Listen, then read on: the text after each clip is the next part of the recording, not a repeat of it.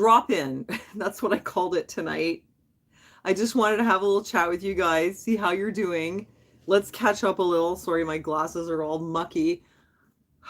This was the best I could do. You guys have seen my life a bit. I'm running around all day, so I can only do this at night. I hope you don't mind. And yes, I'm wearing my new glasses. Okay, I kind of got it together this time, so I muted the thing on my laptop. So who's there? Hi. Let's wait a bit till you guys show up. I wanted to talk about a couple things. One was my upcoming surgery to fix my boobs, which needs to be done. And other than that, I just want to let you know like how it was going with the thrifting. It's cool that some of you had said that my videos were encouraging you. Hi, Bella. Good to see you. Yeah, it's cool that it's encouraging you guys to, put your stuff up and list it and declutter. I mean, I know that probably like my whole life, I always have a lot of stuff in the house that actually I'm thinking I'd like to offload it somehow. And I never really got on it until the last few years.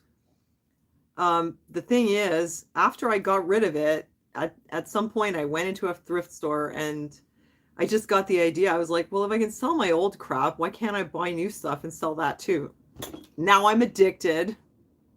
I can't stop thrifting, but it's like I love it so much. But it's not just the thrifting. Like there's the thrill of the treasure hunt and finding the cool things, but there's also like a great thrill of making a sale. I mean, really, I know you guys like when I talk about the news, but I kind of feel like I found my true purpose. I mean, in the sense that I haven't been this excited about something in like forever.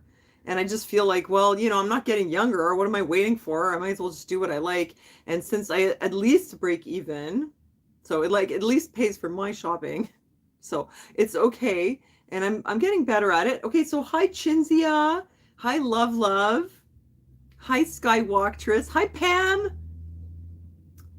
Wait, thinking of who? Oh, you were thinking of me. Oh, cool. I was thinking of you too. Yes, it brings me joy, Bella. It really does. I mean, I guess you could say like all you have to do is look at my videos, and I didn't really tell you everything about what goes on in my personal life. Let's just say I've had a hard 10 years. I mean, I guess it depends whose standards you go by. There's always someone who's had a harder 10 years, but there's been a lot of hardship. You guys know what I went through with my son. My husband, obviously, with all his disabilities, and he still struggles with that. And my mother with her Alzheimer's. I've basically been like a triple caregiver. And I need to do something for me, something that makes me feel alive. It used to be the videos, but YouTube is just gotten to the point where it's like I really feel like I can't speak my mind. All I can do is tell you, go watch Dr. Campbell, watch Dr. Sunil Dand, watch Dr. Vinay Prasad, watch Dr. Mobeen Syed. That's like 3 Indian doctors. It just so happens to be. Watch Dr. Philip McMillan at Vision Health. Seriously, guys, go and watch those 5 channels. You don't need me to tell you. They will tell you everything. They're really on it. They're on the ball. Oh, Dark Horse, of course, as well. So, just go watch those guys. That's all I'm going to tell you because they've got it all covered. You don't need me to repeat it, do you? Because you know what? I think that if I try to get the story straight and repeat it, the thing is, if you slip up like this much, if you either just say something that, I don't know, like you can't just express yourself freely, you slip up like a millimeter and you're screwed, so whatever. So you know what? I really enjoy thrifting. And I told you guys in an earlier video that I've actually been like a very passionate recycler since the 90s. And this isn't nothing to do with like Agenda 2030 and we're going to eat bugs. But I just always have been against the conspicuous consumption and the conspicuous waste that we produce. I mean, you don't have to be like a New World Order fanatic to realize that. Why are we producing so much junk? They make things that break. They, sort of brainwash us to want new stuff all the time. We kind of need it because our old stuff wears out so fast. Everything goes in the landfill. Corporations are making massive amounts of money. And it's bad for the environment, but like for real, it's just tons of junk everywhere. And meanwhile, there's people who are lacking. And not just the people that you see that are homeless, but there's so many people that are just poor and they could use that stuff. So I'm very big on recycling and recycling and upcycling and reselling, because you're taking stuff that maybe you don't want it anymore, but if you put it out in a large enough pool of people, there's going to be somebody out there who does want it. I think that reselling is a really great thing for the economy, and it's a very good thing for the environment. And somebody had left a comment, oh, I hate people who go to thrift store and then mark it up. Well, listen, there's no shortage of stuff at the thrift store. You're free to go and spend hours browsing the racks, and you can find things for yourself. You don't have to. I mean, what do you want? You want nobody to go there and so that you have it all to yourself? I mean, there's no shortage, trust me. The great thing, though, about that is when you go buy at the thrift store, you're giving to a charity in a way. And if you resell it, you're actually also connecting that product, that recycled product, with somebody out there who really wants it. And I think it's really good. I mean, I don't think I'm going to shop in the regular stores much anymore. I used to go Forever 21 and Ardennes all the time, H&M. These are big names. Le Chateau at the time also. You know, I was shopping in these big brand stores. It's like we kind of hate them, right? Like we kind of hate those big, huge corporations and resent the fact that they have the whole market cornered practically. And yet we keep going back to them. And then I realized, oh, there's everything in the thrift store. It's just if you know how to shop. And I didn't know. And it just, I'd say, oh, no, don't even take me in there. It's just going to confuse me. And that was true. My mother was a very good shopper. Like she could go into a place like Winners and make sense of it, or go in a thrift store. And I always said, oh, no, I can't do it. Now I know how to do it, though. It's crazy. Like I got myself set up on Poshmark, and I'm not just putting out my stuff and say, okay, thanks, you know, I'll just leave it there, see what happens. I'm constantly like subscribing to other people and looking at the feed and learning so much about fashion trends.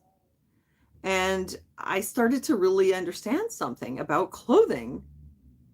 I'm very surprised because I always said I'm no good at it, but all of a sudden I get it. And now I go to the thrift store and I can look through the racks like this and I find stuff. It's crazy. It's like I became like a dynamo thrifter. I go in there, it's right through the racks. Unbelievable. I was the person that couldn't thrift. You know why? It's because, okay, there's two ways to do it. One, you have an incredibly good eye and you just know what you like. I mean, if it's for you, okay, you can get whatever you like. I have some trouble when it's so much stuff. Well, it's kind of nice. I don't know. The other thing is you go by brands, and I never cared about brands my entire life. Oh, I was going to talk about my surgery, but anyway, let's talk about thrifting first. I never cared about brands. I was like, who cares? I don't care what the label is. Now I get it. There will be certain brands that have a style that you like. You go through the racks and you look at the labels first. How crazy is that? And you just label. And then you pull out the ones that have the label that you like. That's going to help. Although I wish I could show you. I found 2 shirts last week that they're gorgeous. They have no labels at all. Well, one of them, it said Tattoo, which is like not a big brand. I want to go get it. It's in my laundry bin. I got to show you this shirt, though. It's unbelievable. I'll turn it like this so you don't feel like I've abandoned you. Hold on.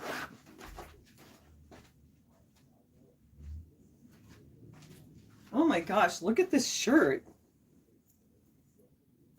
It's got rabbit hair on it, but look what a beautiful pattern. I bought this for $6.25. I would have paid like $35 plus tax if I got this new. It's kind of crossed over. I mean, really, it's so gorgeous. And it's that stretchy, super soft fabric. that I love so much. Now, how did I find this? Well, it didn't have a label, but I don't know. I just did. But what a great pattern. It's so cool. I'm crazy about this shirt. So you do find some cool things. The other one, the tattoo shirt, was really nice too, but I didn't get it. You know what? Because I'll be totally honest with you. I'd been in there for so long. I had to pee so bad. I thought I was going to die. And Lara was on the phone with me, and the shirt was a small size. And I was like, I don't know if it's going to fit. I took a picture of it, and I was like, I should have got the shirt. Because I need some clothes, you know? Like, I don't know if you guys know, but like a lot of the clothes that I've been wearing, they're like all full of holes. All my shoes have holes. My undershirts, I'm not showing my undershirt, but everything is like ruined, you know. And I didn't buy new clothes because they're so expensive. And I was like, oh, it's okay, I can still wear it. Now I discovered the thrift store, but I discovered how to shop. Find out what brands you like. If you go on Poshmark, you're gonna start seeing like there's certain things that you like, certain styles. And then you're gonna notice like some of them they're always from the same brand. Then you go to thrift store, you look through the racks, you look for your favorite brands. It's that easy. I mean, this one, it's Esprit. I found it, I told you last week, I found this in the thrift store. Esprit, which is, you know, it's just whatever, but it just stood out to me. But I wanted to show you, I found some bags. Okay, let me just look at your comments a bit. Here I am doing all the talking. You like my thrifting, Susie? Thank you. You find nice vintage clothes? Yeah, I love the 1950s. They're very flattering.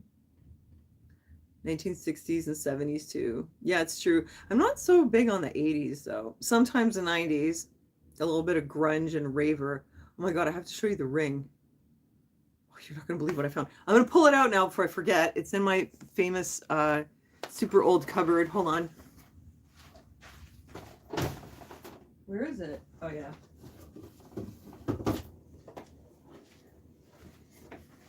Another thing that I'm sort of collecting vintage thermoses. I like them. I was trying to get that for, you know, get a couple for Gunner, but then I found a lot of them, and like sometimes they're pretty cheap, so I don't know, I got them. Maybe I can resell them. Oh, first of all, I want to tell you what I did sell. I don't know if I told you this one already, because it was like last weekend, and then I didn't do a live after. I sold a CD set, so that was cool. I wanted 40. I sold it to him for 30, and I sold these gorgeous shot glasses. Oh my God, they were so cute. They were these little shot glasses. Did I tell you this already? Or I don't know who I told. They were from Austria, but they were made in France, hand painted with flowers. I bought them for $1.50. I sold them for $10. So yeah, it's marked up. Like that's a finder's fee because you know you drive there, you use your gas, you spend all your time looking for stuff. So I mean, I'm not going to sell it for $2 because I took all this time to curate. That's what that's what the reseller is doing. Hi Nazy, hi les déplorables. That's what the reseller is doing, is curating, because those thrift stores, it's just like a big pile of whatever. You can go and look at yourself if you want, or somebody might go there and curate the stuff, and then the resellers tend to specialize in one thing or another. I'm kind of specializing now in like in the 50s to 70s and a bit of 90s. And for the clothes, it's starting to like emerge that I have a certain style. If you go on my Poshmark, you're going to see lots of pink, gold, floral, Betsy Johnson, and a couple other brands I'm going to show you. A lot of people shop at Goodwill, yeah, and flip it. Well, yeah, because not everyone has the time to go to Goodwill. You can use a thermos to cook. Oh, I didn't know that.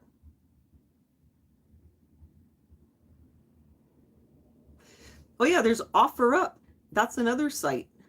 I'm only on Poshmark and Marketplace, and well, Kijiji, which I hate. Yeah, OfferUp is another one, and Depop is another one, and Virage Sale, in case you guys are looking into it. And there's another one called Carrot, which it's like a local selling thing, but they don't have it everywhere. Virage Sale is local. You use OfferUp? Yeah, how does it go? Do they take a big cut? Because Poshmark takes 20%. Oh yeah, what am I getting surgery for? Yeah, I'm going to tell you about it. I don't want to like deviate into a different tangent on the surgery.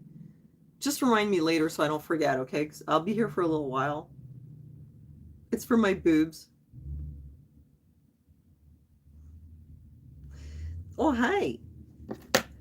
All right. So, yeah, I sold those little shot glasses for $10 to this couple, and they were so happy. And I packaged them so nicely in like, it actually was like a Christmas sock package, but it was the perfect thing. It was just the right amount of space with some tissue paper and like the cellophane or the plastic on top. They were very happy. So, you know, the ring. Okay. I got two. No, you didn't hear wrong. What? No, I'm having surgery on the 21st of April, a week after my birthday. But I'll tell you about that in a minute. Haggle the price down on OfferUp. Yeah, they haggle on Poshmark too. I mean, you can go on my Poshmark. I'll give you the link. I want you guys to see it, like, because I put a lot of work into it. I'm pretty proud of it at this point. Hold on. How do I get to my closet? I'm always on the app. Okay, I'll drop it in the chat so you can go check it out. If you haven't signed up, I have a sign up link where you can use the code Elga's Bazaar.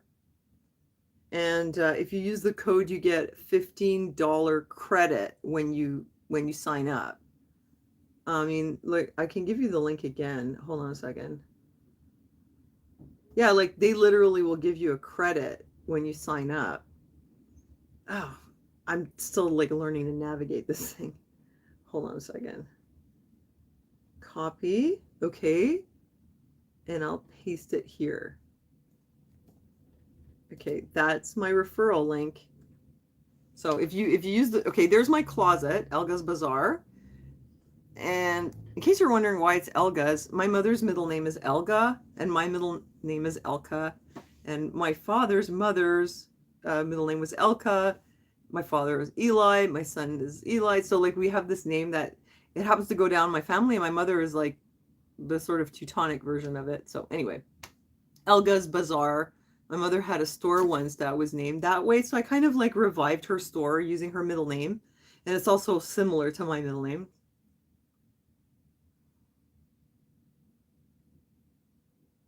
So yeah, if you hit the referral link or you use the code, they will give you $15. Okay, thank you, Wanda. Let me show you something.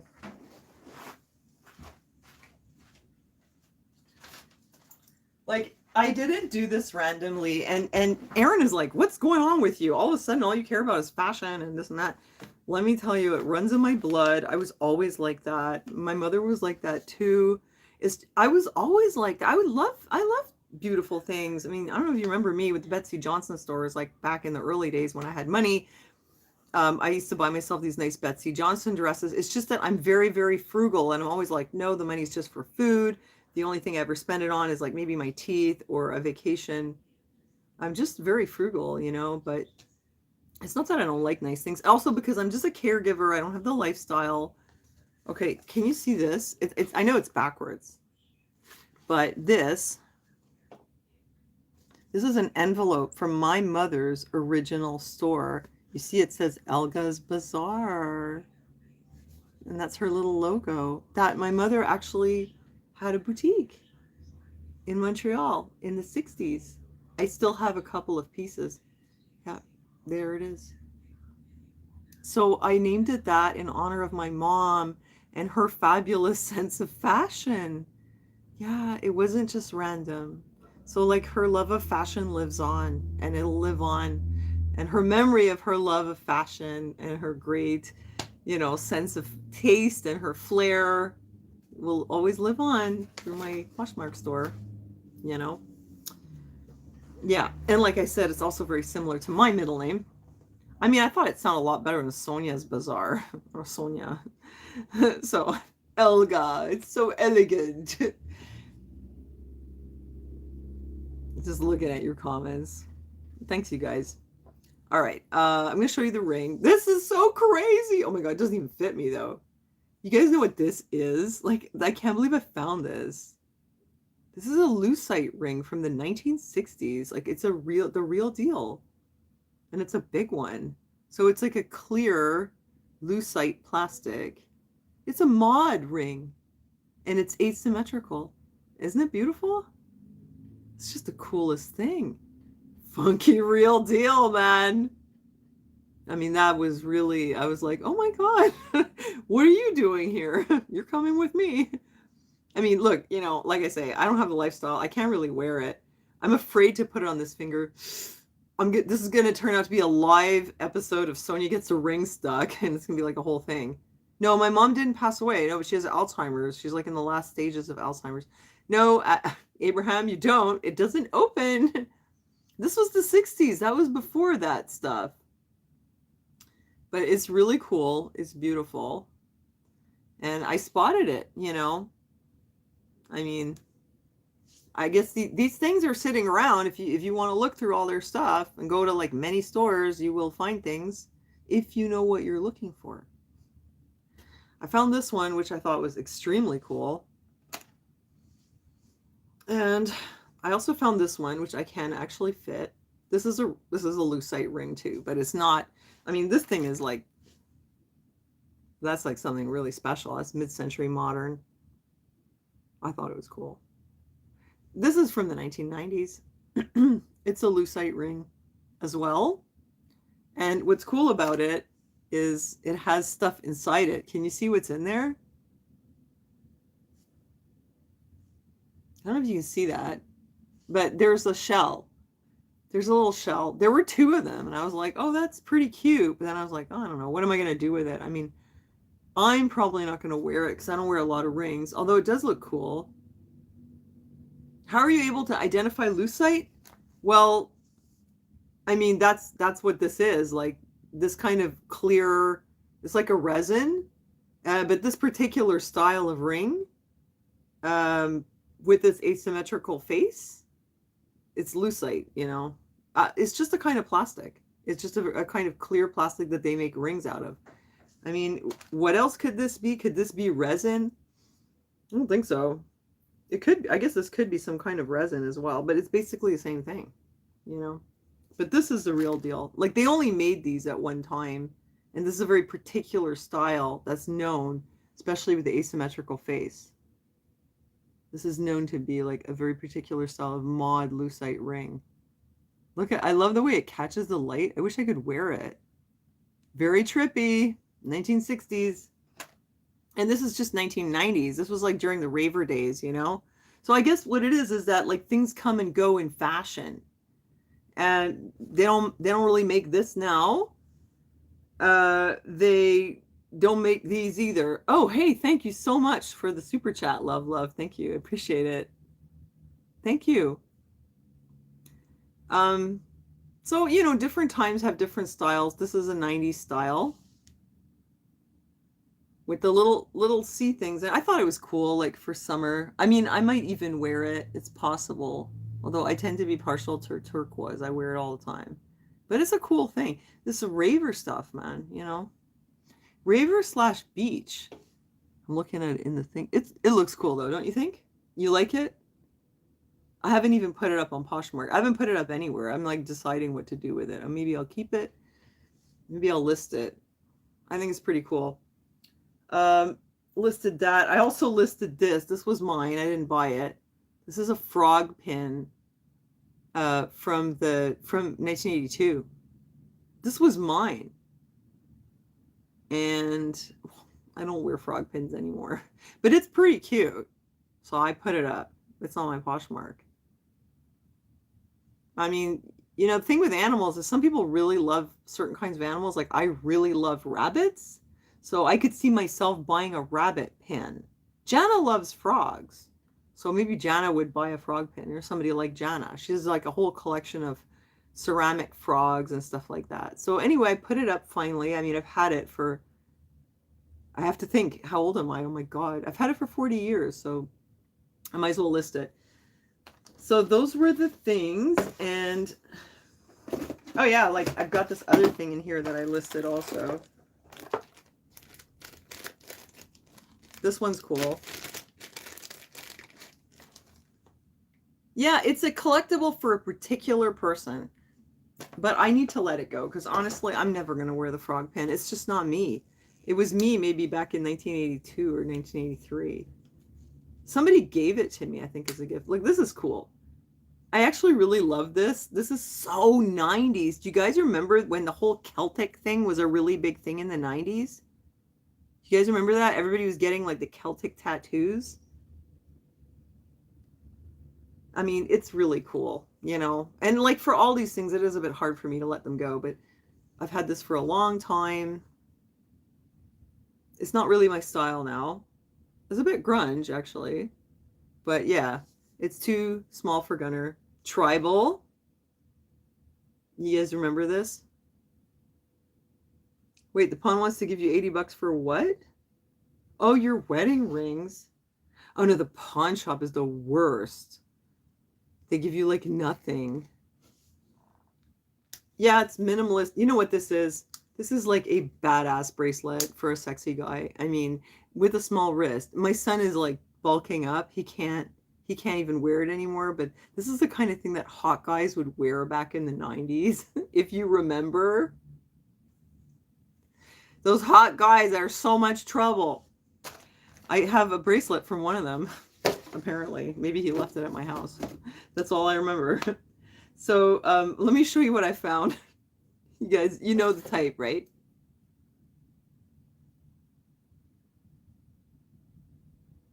What does my husband do as a career? My husband is he's paraplegic, and his right hand is like half paralyzed, and he has a brain injury, so he doesn't work. He's on disability, and I'm his caregiver. He does sing, you know. He does some busking. He has a YouTube channel. It's called Karaoke Fugitive. And you can see his karaoke on there. And actually, speaking of that, before I show you my amazing bags, he sings very well. I love it. He's been bugging me to record some blues on the piano. And I finally recorded some Janis Joplin, Walk Right In, and what was the other one? Trouble in Mind. And I did it on the keyboard. Like, he had set the key. He's totally like fixed his apartment. And he set up the keyboard and he wanted me to play it. I finally went down there and then he sang it. And it sounds so good. I don't think it's on his YouTube channel yet. Then he asked Gunnar to put like a little drum track. I don't know how he did it. I think with the keyboard, Gunnar did some drums. And then I think Gunnar played the bass. So it's like we're like a family band now. Mama on the piano, Daddy on the vocals, and the son is doing like the instruments, percussion or whatever, and the guitar, the bass. And Aaron is making like his cover version of Trouble in Mind. But when I heard him sing it, and it was like one take on the piano, one take singing, and it sounds really good. I don't like everything he does, I'll be honest, but I really like when he does blues, and especially also Dire Straits. And I love that he's doing that, because that's Aaron's legacy, you know what I mean? All this music that he's created. So I'm happy to see him doing music. So I wanted to finish about my thrifting. Oh my God, you guys, wait, okay, I'm going to show you the bags and the clothes, but let me show you what I found. This is so crazy, and I have not listed it. I'm not sure what I'm going to do with it, but this was a real score. Oh, wait, first of all, let me tell you. My biggest score of the week, and I'll tell you, it sold like immediately. I listed it at like 3 in the morning, like right before I went to sleep. I woke up at 6 to go to the bathroom or whatever. And oh yes, Creep is a great idea. He should do Creep. I'm going to write that down. Oh, that's a great idea. Gunnar loves that song. Creep, Aaron, karaoke. Okay, so I found this item, listed at 3, woke up at like 6:30 to go to the bathroom, checked my marketplace, and boom, I had all these messages. You know, there's something about this, you know, the reselling. It's like when you find the treasure, it's like you won the lottery, and then when somebody wants to buy it, it's like you won the lottery again. You know, it's not just for the purpose of just buying the stuff, but selling it is also like equally fun.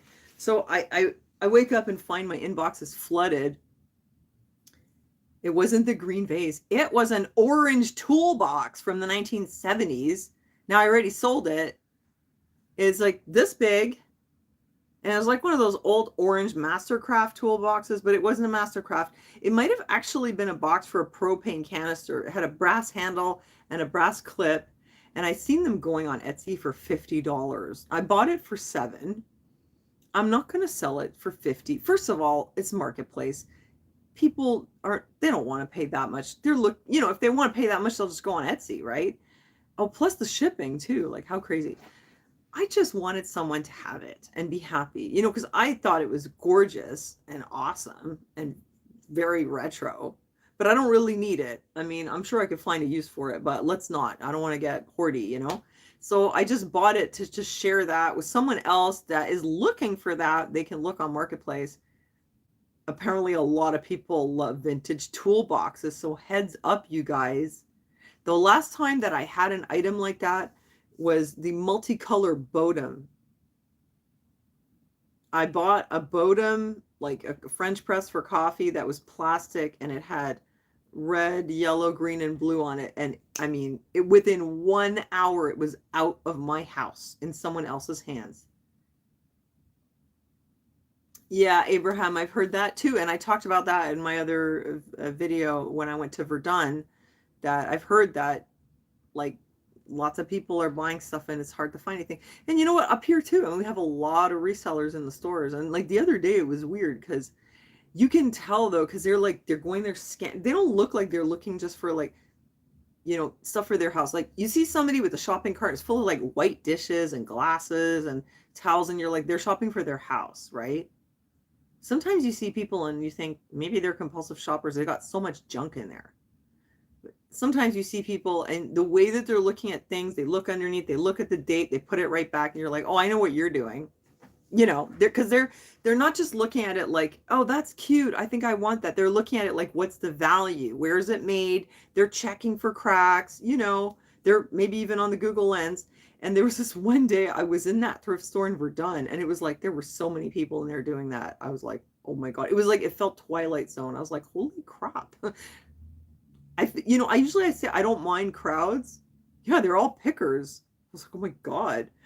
I've seen it up in Ville Saint Laurent too. There was a lady who came in there and she had her whole cart full of handbags. I'm sure she doesn't need that many handbags. And there was a big one that said Juicy Couture on it. Probably fake, but whatever.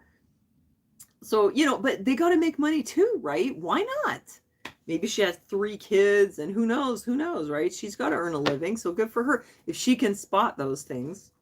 But yeah, that one time I was in Verdun and all of a sudden I was like, I'm looking around and like literally everyone around me, they're all like, and it was just kind of like, it felt like people were like picking at like what's left on a chicken. It's like, you guys, there's nothing left. I mean, not much. Yeah, so I didn't like that. I left because it felt like intense actually, but usually it's not like that. It's not like that in Hochelaga. Oh my gosh, it's the best. Tell you my secret now. I go out to Hochelaga. I always joke with Olivier, Hochelaga rock and roll, because it's such a rock and roll neighborhood. But I find some really cool stuff out there. There's not so many people picking. I don't know why. They're all in Verdun. And there's some that I swear I found the guy from Kijiji. I'm sure it was him up at Côte de Neige at the 90s mall. There's this guy, he buys all the like Laurentian pottery, all the mid-century stuff, the ashtrays, pottery, whatever. He puts it all on Kijiji. He's got like 900 listings. His name is Brian, in case you're on Kijiji. In case you see Brian, it's that guy. He like dominates, right? Kijiji. And I'm up there at Côte de Neige and I see this guy and he's just like checking out all the pottery, and I was like, I wonder if that's Brian. Seriously, I think it's Brian. He's over here scoping shit out because he's not really like, because like when you're shopping for yourself, you're looking for a specific thing. Like, I need a teapot, I need plates, I need curtains. When you're there and you're like looking at every single piece of a certain type of pottery, like, is that authentic or no, that's dollar store, is that mid-century? Right? And this guy, and I'd seen him before, and I saw him one time, and there was a couple of little Laurentian jugs, and I didn't take them because they had like all little wormholes in them, and I was like, man, I don't know, they look kind of magani, as we say here. And that guy was there, and the next time Oh, and then I went on Kijiji and they were on his thing. So I was like, I think I know who Brian is. Anyway, it's a whole thing. It was funny. But yeah, you can't compete with Brian. Let me show you what's in my cupboard. Okay, this was my score. Now, I don't know if I can sell this locally, though. These are from the 1950s. I've got 4 of them. They were just sitting there in Hochelaga. Nobody was paying any attention to them. And I was like, wait a minute. And it's like my eye. Like if I was a cartoon, there would be like a dotted line going from my eye, zeroing in on this. I was like, oh my God. I found some like this also on Marketplace. Maybe, I bet you anything it was the same person who died or whatever, and their family dumped all their stuff at Renaissance, and these ended up in Hochelaga, and I got them. And the other 4 ended up somewhere else because I've never seen this before. They're so rare. They're so cool. I mean, honestly, like I see this kind of glass like selling for like $80, $85 if you're like on a very large market. Yeah, these are 1950s and they're perfect. Now, locally though, I don't know. I mean, Marketplace is not the same thing as like eBay where you have the whole world and there's that person out there who looks for these and they're going to buy them. Marketplace is like, it's just Montreal, you know.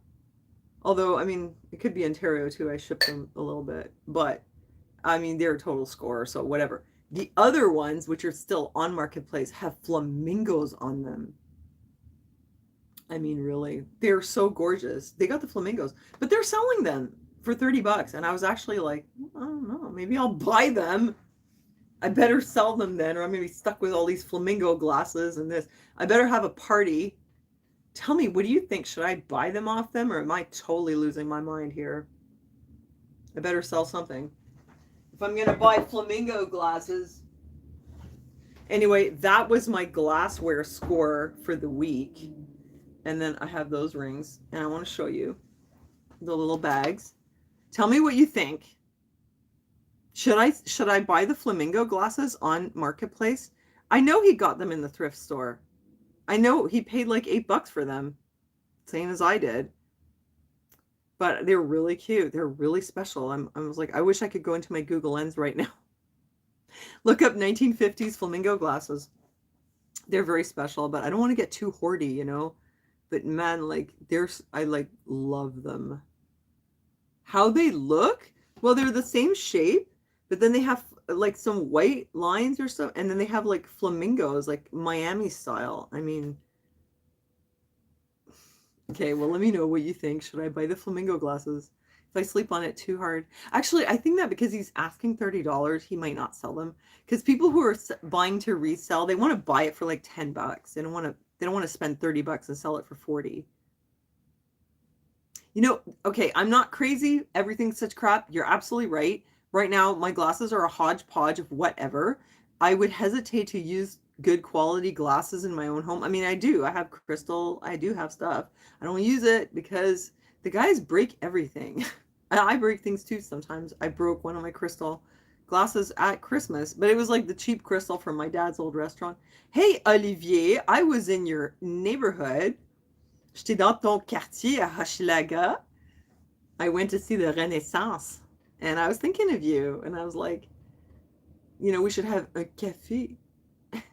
But I know you're at work.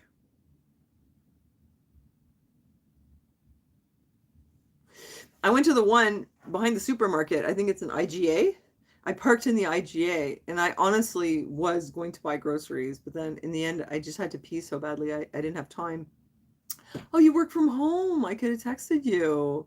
Okay, Olivia, tell me, if I come in your neighborhood to Hochelaga again, would you come out and have coffee with me? Let me know. Come to the thrift store. It would be fun because I could do both.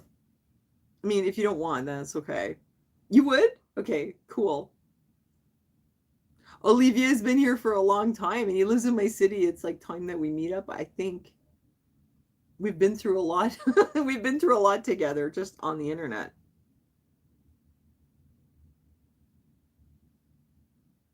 Okay, I'm going to show you what I got Okay, Olivier, I will do it next time, and I will come back down there because it's a great store. But right now I need to sell some stuff. Like I really do. I mean, okay, I spent about $125 in there, maybe 130. I sold for 25. The toolbox immediately sold. So I feel like, considering I bought myself clothes that I need, for 130, like, and so I've spent 105 bucks on clothes. I don't know. I mean, if I sell another $20 worth or so, then it's like, it just kind of just like, look, if I had gone to H&M, I could have easily spent that. Last time I went to H&M, I bought two sweaters. One was 30, one was 17. It was $47 with the tax. It was like, I don't know, 50 something. And I got two sweaters. Not bad. Okay, well, good. I feel better. Now let me show you. So this is the thing about what I learned on Poshmark was there are certain brands that I really like. What's this? Oh my God. You know how many times this happened to me? I buy something and there's a flaw and I do not see it. And I even try. I try to look. This one I don't really care because I love the brand but I'm surprised, like there is a flaw here. See? There's this little thing. I did not see it before. No, it's not my crappy glasses. Because today I went and bought some thermoses, like some vintage thermoses. And I said to the guy, look, excuse me, but I need to take a minute to really check them. I took my glasses off. I turned the things around. Only when I got in the car, I saw, oh, there's a crack in one of them. Didn't notice it, but whatever. Anyway, so this brand is called Desigual. In case you guys didn't notice, I love colorful stuff. And this is really great. But yeah, it has like a cigarette burn or something. But you know what? I really love it. It's also missing the strap. So this is really just for me. But it's pretty cool. I just bought it anyway because I loved it. I need to put a strap on it. You guys know I like those crossbody bags. And so this is one. Okay. That's for me. I got this one to resell. I thought this was very cool. There's a lot of fugazis out there, though, I tell you. Like, you don't want to buy something and then find out it's like brand name and it's totally bogus. Because you can't do anything with it. You can't put it on Marketplace. You can't put it on Poshmark. You can't sell fake stuff. So you got to be careful. This one, I almost thought it was fake, but it's not. It's a brand called Mouflon.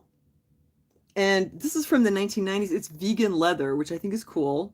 Although, vegan leather means basically plastic. It's also not good for the environment. But anyway, vegan leather. It looks good. It's from the 90s. These bags, like, they sell for quite a bit more than what I bought it for. I thought it was a pretty good score. It's a brand name and it's vintage. And I paid about 10 bucks for it. I mean, it could probably resell for like 35, I mean, I could certainly list it for 35. I might only get 30 or 25 for it. And you know what I like about it? It's crossbody. That's what I like so much. Crossbody, and it has tons of pockets. Like, you can never have too many pockets. Vegan leather made of plastic. Well, they have some new vegan leather, which I'm very interested in. It's made with either mushrooms or pineapple or certain other things, and I think that's pretty cool. But this is from the 90s, so vegan leather basically means like it's fake leather, it's just not real leather, but it's high quality anyway. Okay, this thing was an absolute treasure. Look what I found. This is like a super boho bag. This is a real, like, 1970s, very old, when it has this kind of leather, and it's got also the embroidery here. Yeah, it's pleather, but there's a lot of cheap pleather out there. That's a pretty good pleather bag, and it is a mouflon, Oh, Gunner, making so much noise again. Yeah, this is like holy grail of boho bags. I found this in Hochelaga, and I was like, oh my God. And you know what this actually is? This is MD on it. This is an Afghan saddlebag. These are from Afghanistan. Back when Afghanistan was a cool place where people like hippies used to go. You know, back in the day, it wasn't like the Afghanistan we know now. At that time, it was like a very like freewheeling kind of place. Women were going around in mini skirts. Yeah, Susie, this is gonna sell quick. I see things like this selling for like 85 bucks. However, I'm in love with it and I might not be able to part with it. And you know, it would kind of hurt me if I had to put it up on Poshmark and they take like $20 off it. And I'd be like, seriously, for 60 bucks, I'll just keep the thing. Yeah. I mean, this is really like a rare sort of treasure. I mean, no, I'm not gonna start hoarding. I'm getting rid of stuff all the time. The thing is, I had bought all these toys and I sold all the toys and it like emptied out all the space in my room. Now I just start filling it up with handbags. It's okay. It's gonna be okay. Keep it. Oh my god. When Laura saw that, she was like, "What? I'll buy it." Laura just bought a $200 bag off a friend of hers who goes to thrift stores and recycles leather bags, sell them for $200. I think this is very rare. A 1970s Afghani saddlebag. Anyway, the point was you can find this kind of stuff if you know what you're looking for. And you know, if you know what things are. I mean, if you like, you just have to study it a bit. You just look at what stuff is, and then you go and you make good choices. You know, don't buy junk. Here's another one that I really like. Oh my god, this one's so cute. It's in perfect shape for now, and it better stay that way. It's like 100% perfect. Look at that strap. It's got a little tag on it, and it's from a brand called Big Buddha Santa Barbara. So Big Buddha is a brand that makes leather bags, but they had these Big Buddha Santa Barbara bags. They're vegan. It's vegan leather. It's got a little Buddha inside, gold inside. I mean, this is a great bag, and it's in perfect condition. I mean, look, I feel like Paris Hilton when I wear this thing. Look how nice it is. It looks pretty posh, right? Wait, let me pull up my pants so I don't look so sloppy. If I'm going to have a nice bag like this. What do you think?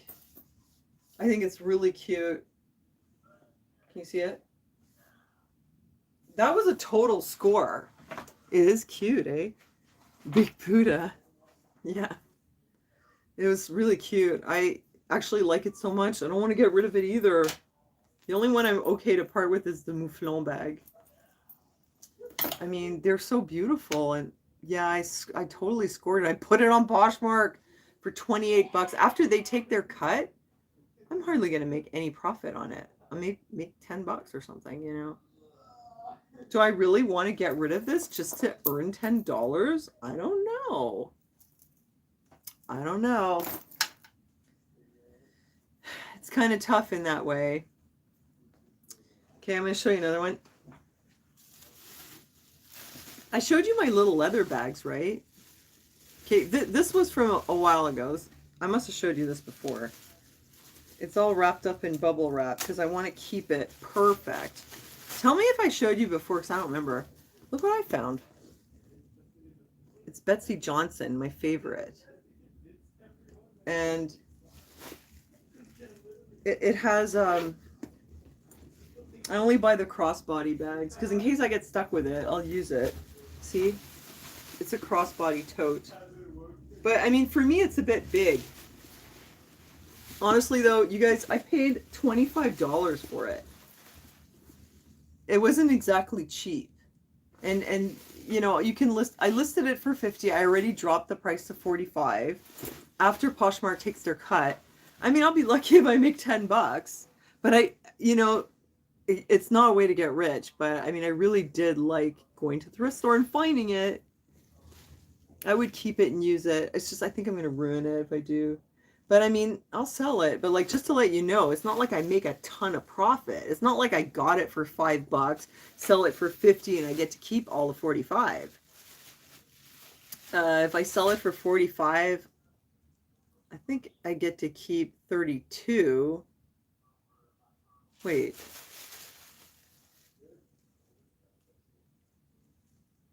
Yeah, I get to keep about 32.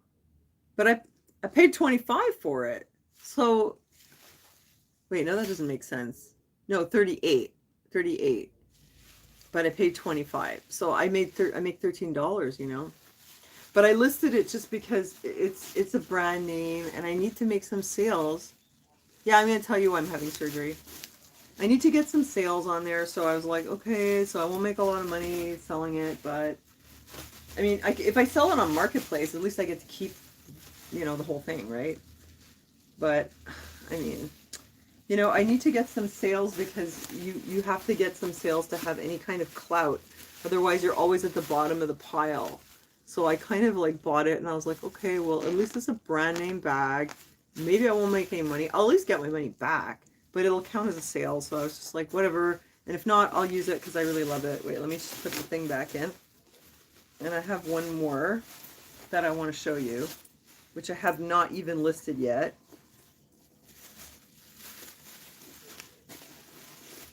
I'm going to tell you about the surgery. Make some money? Yeah, well, I make more money selling toolboxes, honestly, but I guess the girl in me likes to buy bags. You know, it's weird. Like, seriously, I've been so utilitarian for so many years. Well, I mean, you guys know, I mean, I have a degree in fine arts, so obviously I do enjoy the finer things, the beautiful things in life. But I guess I just, you know, was in the role of being a caregiver and a mom and whatever for so long that I just didn't even, there was like no room in my life for like beautiful things and shopping and enjoyment. And it's always just like, who needs what? Who needs to get taken care of? And I guess I just got to a point where I'm like, oh, I'm so done. I can't anymore, you know? Okay, and here's the last one. No, I don't have a bag fetish, actually. Somebody said no. It's, oh, Olivier. Sassy. No, Monte Chris. No, it's not that. It's just, I don't know. What is it? Yes, I like bags. It's not a bag fetish, though, because I do want to sell them. Okay, this one's really dynamite.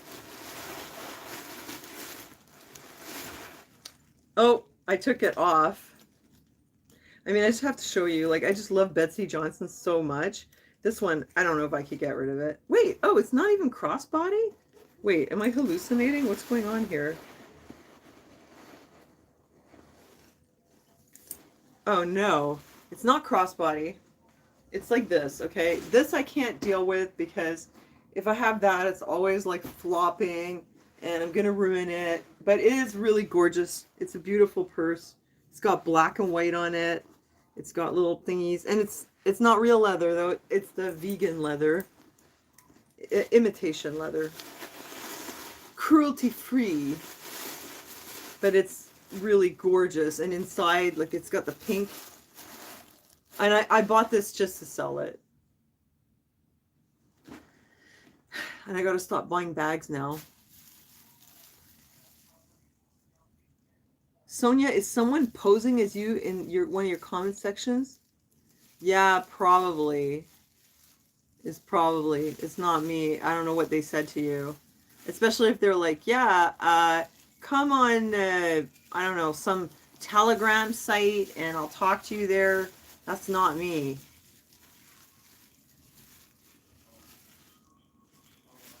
Tell me. I don't know why they would do that. I mean, it's not like I'm a big celebrity. Like, nobody watches my videos anymore anyway. I mean, not nobody. You guys are here, but it's not like I'm like, you know, a whole big deal on YouTube.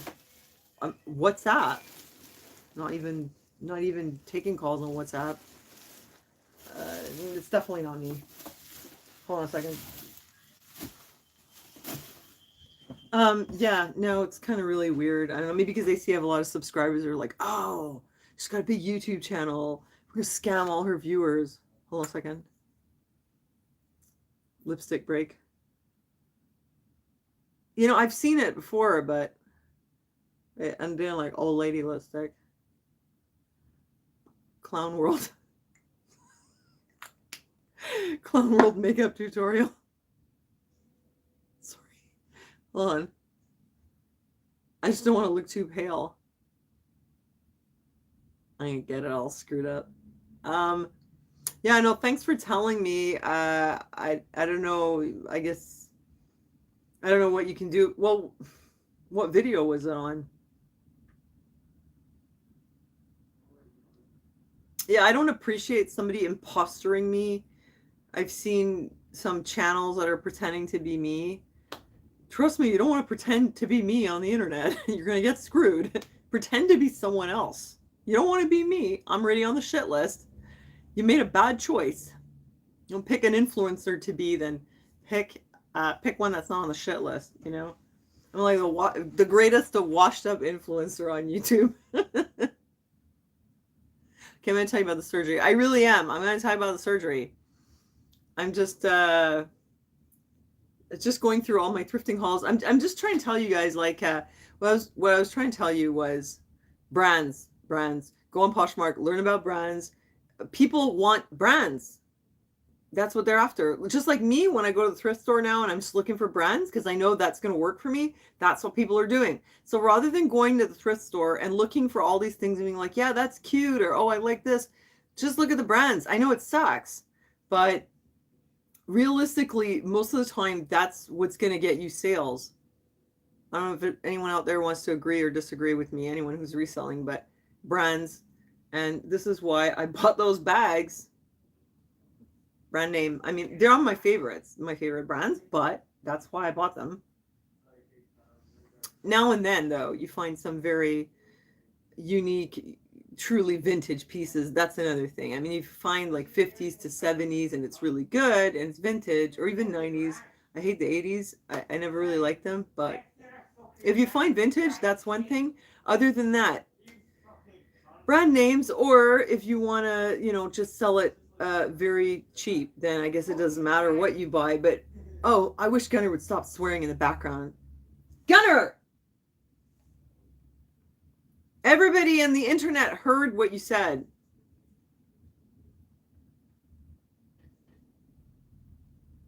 Hi, New Kettle. Yeah, brands give them more reassurance, right? So they know what they're getting. They know it's not going to be crap. That's true. And also, for me, it's the style. I want to show you my scores, and then I will talk to you about my surgery.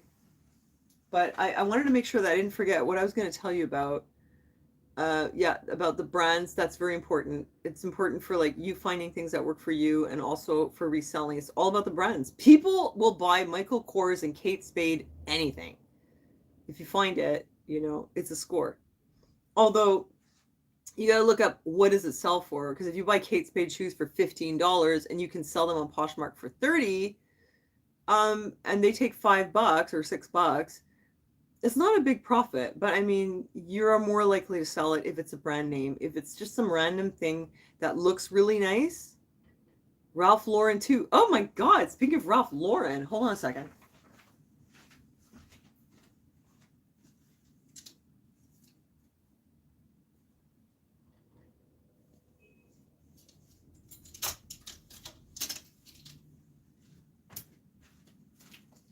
Okay, here's my thrift store haul of the week for clothing. A Ralph Lauren sweater, yeah. Yeah, Ralph Lauren's one of them. Nike also, like anything that has those names. Jimmy Choo shoes. Oh my God. Yeah, like those big brand names. People go crazy. But Kate Spade and Michael Kors right now, it seems to be like huge. Believe it or not, they buy quite a lot of H&M too, though. It seems Divided from H&M. I have a couple Divided dresses that are just mine. I put them up. You don't get a lot for it though, because Poshmark, it's like sort of discount. I think that there's people that buy like clearance, or they buy it by the bag in an estate sale, and they pay like $5 for the whole bag. Then it's almost all profit. But for somebody like me who paid more in a thrift store, or who actually paid full price, then it's but whatever. It's a hobby that pays for itself, at least.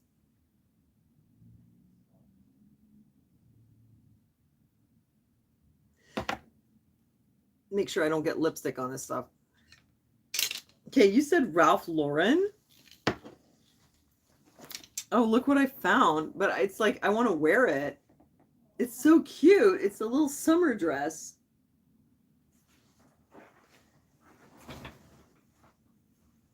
It's really nice, and I had a whole bunch that were on the short list. What do you think? It's cute, eh? You know how good this is going to look? Well, without all my sweater and jeans in the summer, like nice and colorful, no sleeves, and it's flared. And this is just for me. So basically, oops, yeah, because I'm too fat for my clothes. Seriously. And I went through last summer, like, I just had a bunch of shorts. I was wearing, all my shoes have holes in them. I should try it on live. You serious? Well, okay, I mean, if you want me to. It's like Esther Birnbaum. You want me to take my clothes off? Okay, I'll take my clothes off. I mean, I have an undershirt. It's okay. I'll do it for you. It's not a problem. Oh, wait, I should show you my boobs before I get rid of them. I keep forgetting. It's all right. I won't show you my bra, though, because then YouTube will say something. Okay, hold on a second. I'm seriously gonna... See, there's the fat. This is the fat that stops me from wearing my skinny clothes. This. It's okay, though. It's not too bad. My perception of what looks okay and what doesn't has changed. I mean, when I was young, if I was like this, I'd be like, oh my God, I'm so fat. Now I'm like, I look okay, you know? But my clothes don't fit. I mean, really, you know, it's getting older. It's very hard to stay the size you were. Your metabolism just crashes and everybody just thinks that you suddenly have a bad pig out habit. Oh my God, look at this dress. You guys, it's so nice. I don't want to list this thing. What do you think? It's cute. It's nice. Oh, don't start giving me advice on how to lose weight. First, I'm going to get my boobs taken care of, get my stupid breast implants out, because apparently that can undermine everything. But look what a great color. I used to be the one telling people how to lose weight. Trust me, something went wrong. I've got like 20 pounds I just can't get rid of. But at least it's stable. It's not like I keep getting bigger. But whatever, I've made peace with it, you know? I guess that's what you call body positivity. Not being at war with yourself. It's cute. I love the color. I'm like getting ready for summer already. It's cute, eh? Oh, thanks. Hey, Guinevere. Nice to see you. So yeah, oh my gosh, I love this one. And I'll show you the other ones. It's Olivier who insisted that I try on the clothes live. I have to show you my thrift store haul. It is flattering, isn't it? See, that's Ralph Lauren. Normally I'd be like, who cares? Oh, hi, September Cajun. Wait, let me have a little hit off my vape before I try the next one on. And there's one that doesn't fit me, and I bought it to resell it, and I'm going to show it to you. It's really something.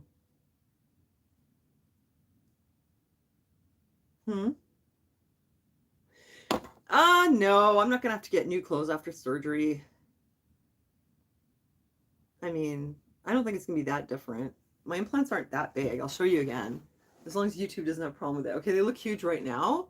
But like, this is all my boob here, apparently. He said that my implants are not that big and I have big boobs. This is the implant up here. I hate it. Like, it's hard up here. But this is my boob here. I don't know. We're going to see what they look like after. I mean, you know, I don't really care. I think they're going to look okay. I'm more worried about the fact that I got stupid implants under my muscle and he's going to have to like get all up in there and like scrape them off my chest wall, and I hope I don't end up in the ICU. But that's why I said, let me do the fun stuff here first and do the clothes, and then we'll talk about my tits shortly, okay? And we'll get into it. Trust me. I still have time. I usually talk for about an hour and a half, hour and 40 minutes, then I like completely run out of steam. But I can talk for a solid hour and a half. Couple of academic hours, you know? All right, I'll show you this one. This one's really cool too. It's a bit snug on the waist. I'm not sure like if it's as flattering. Let me know what you think. I think that it needs a belt. I don't know. This part right here. What do you think? What do you think how that looks? Is that good? I mean, I know I look like a sausage now because I got my jeans and everything underneath. What I like about it is the lower part, the skirt. I mean, it's pretty funky. But it's weird, eh? It's like gray in the back and like all color in the front. You think it's flattering? You think it's not my style?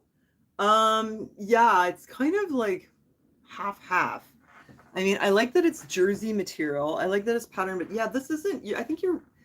It's sort of my style. I have a nice black belt. I don't know where it is. You know what? I bought it because, well, yes, I do like it. The gray ruins it. Oh my god.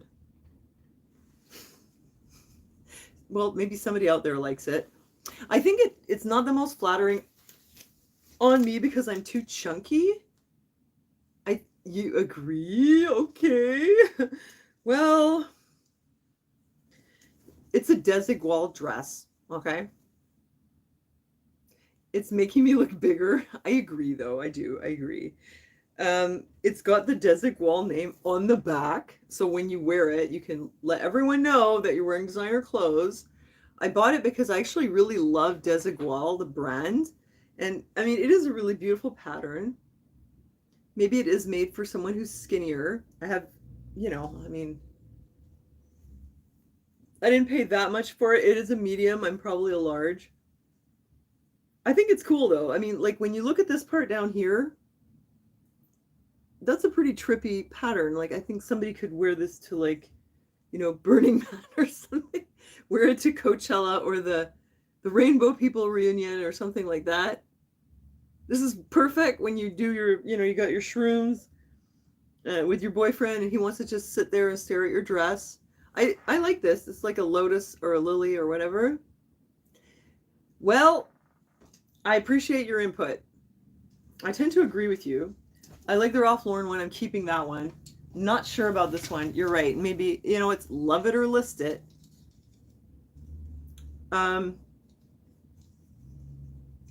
I appreciate your input though, thinking about it. I'll list it. What's the worst thing that can happen?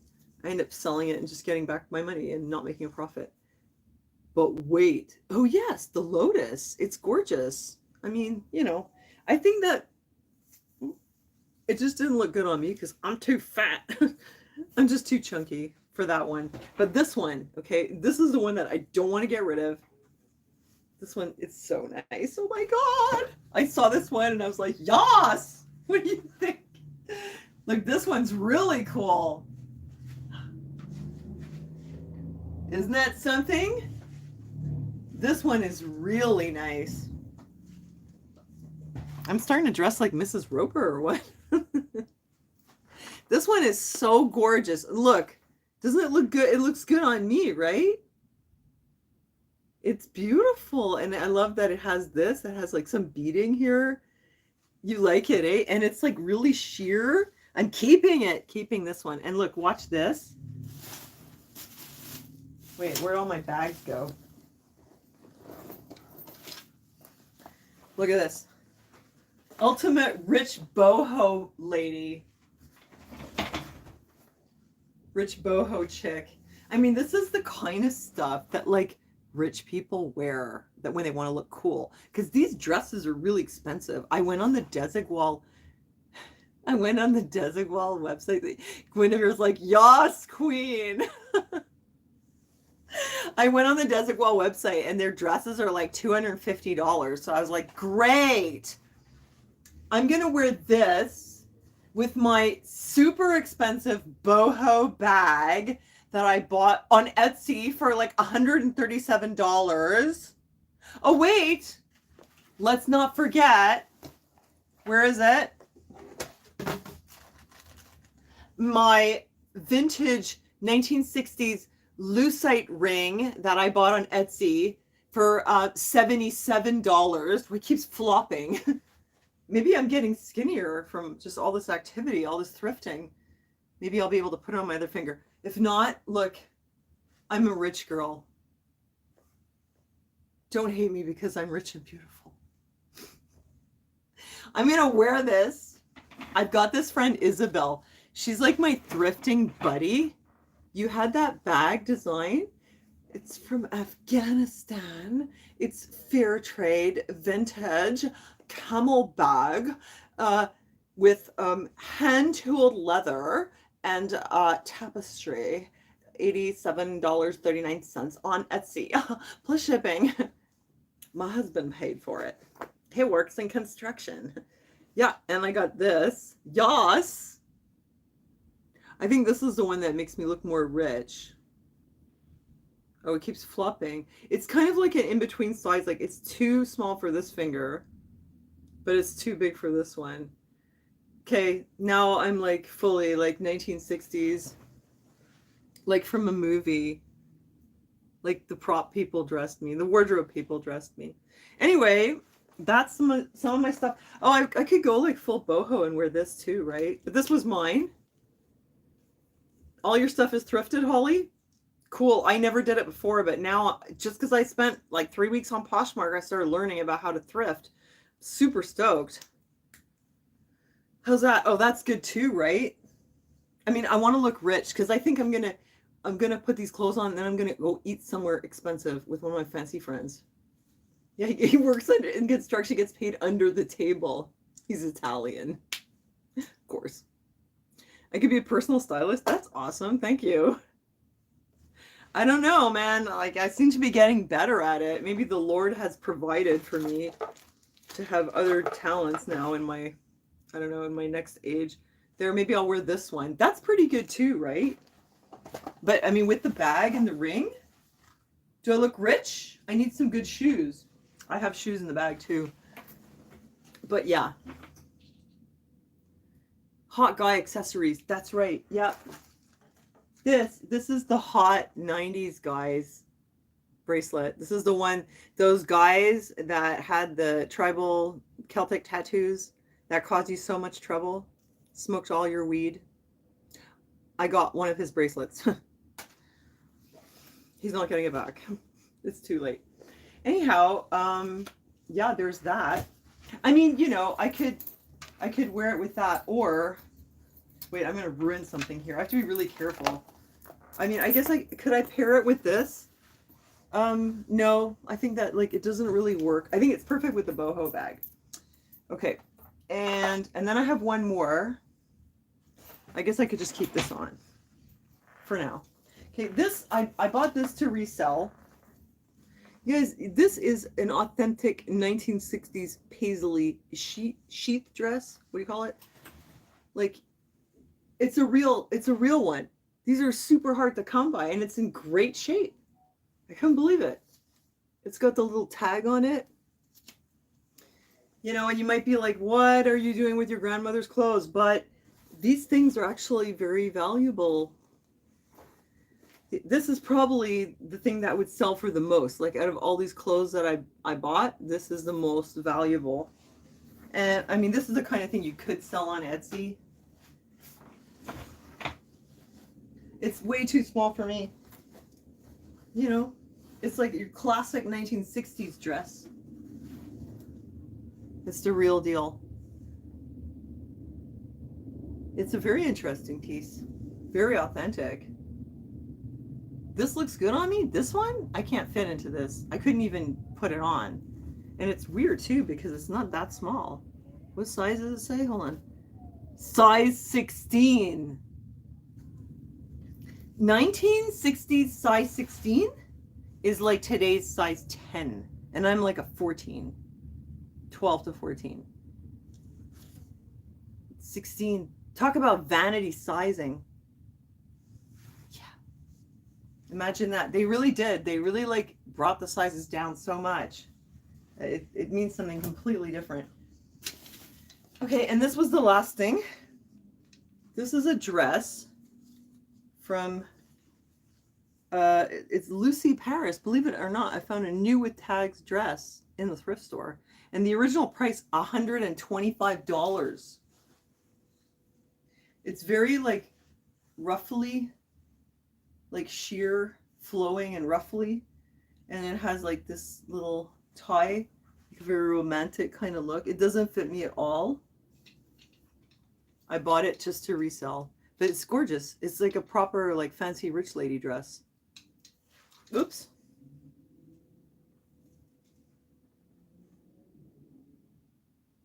Yeah, it's kind of like a paisley actually. So that one and this one, These are my like reselling investments. Just those two. So the rest is for me. But you know what? Actually, after talking to you guys, I think I'm going to try to sell that desert wall dress. And maybe I'll get a couple extra bucks. It is desert wall after all. Let me go put these away before I destroy them.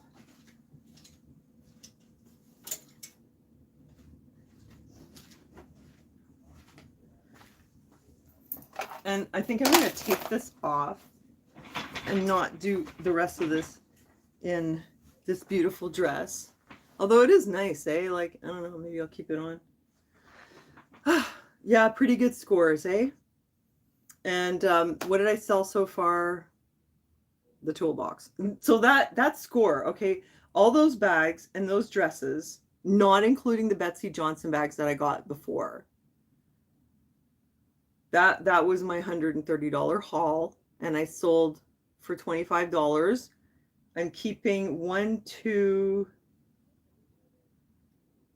I guess 2 dresses I'm keeping for myself, for sure. And I'm keeping 2 bags for myself. And I'm listing these. I'm keeping the Ralph Lauren, and I'm keeping this desert wall. I'm probably going to list the other one, like you said. And I'm going to keep... No, I'm going to list these. Although I love this one. But this is like an evening bag. When do I have the opportunity to use something like that? Anyway, too late. I already listed it. I mean, what am I going to do? Can't get attached to it. It is very cute, though. I just don't want to damage it because it's been, I don't know, somehow it's been pristine this whole time. See, I'm going to keep the old hippie bag, this one, and I have to find a new strap, you know. Keep the crappy bag. And I'm going to keep this because this is a gem, man. This is a total score. Yeah, it's Paris Hilton hot, that pink thing, right? But I'm not a Paris Hilton. I'm more of a boho. This one's good, though. I'm keeping this. So that's my haul. Oh, yeah, plus my shirt. In case you missed it before. I got this shirt, too. So, I mean, for a gorgeous dress, plus the Ralph Lauren dress and this shirt and 2 bags for myself, $105 for all that. I don't know. It's not that bad. I think it's actually still a pretty good price. Hopefully, I'll sell more things that will make up for what I spent. Did I buy anything else on the second floor? Oh yeah, the glasses. Oh, wait a minute. Yeah, that price included the toolbox that I sold and the mid-century modern glasses. Which, I mean, look, I know there's some people who just came in who didn't see this. I want to show you. I found a set of 4 of these from the 1950s. I mean, they're selling for like $85 on Etsy. I don't think I could get that around here. Maybe 40. I don't know, man. I found some on Marketplace for 30. I'd be willing to give the guy $30 just for his glasses. They got flamingos on them. I don't know. Maybe I'm crazy. But I just really love it. Yeah, those are really special. And you've seen those in a movie? Oh my God. Yeah, they're like atomic age. I saw them and I was like, oh my God. I'm going to look into the flamingo ones too. Yeah, like I saw them. They were listed on Worth Point. If you find something and you find that it's on Worth Point, then it's probably worth something, you know? I mean, you go and like I said, the brands, and then use the Google lens. And if it's on Worth Point, you know, then it's probably something. If it's just some junk. It's surprising, you know, some of the costume jewelry that they buy, it's not got any metals, you know, like anything precious, but they do have names to them, though.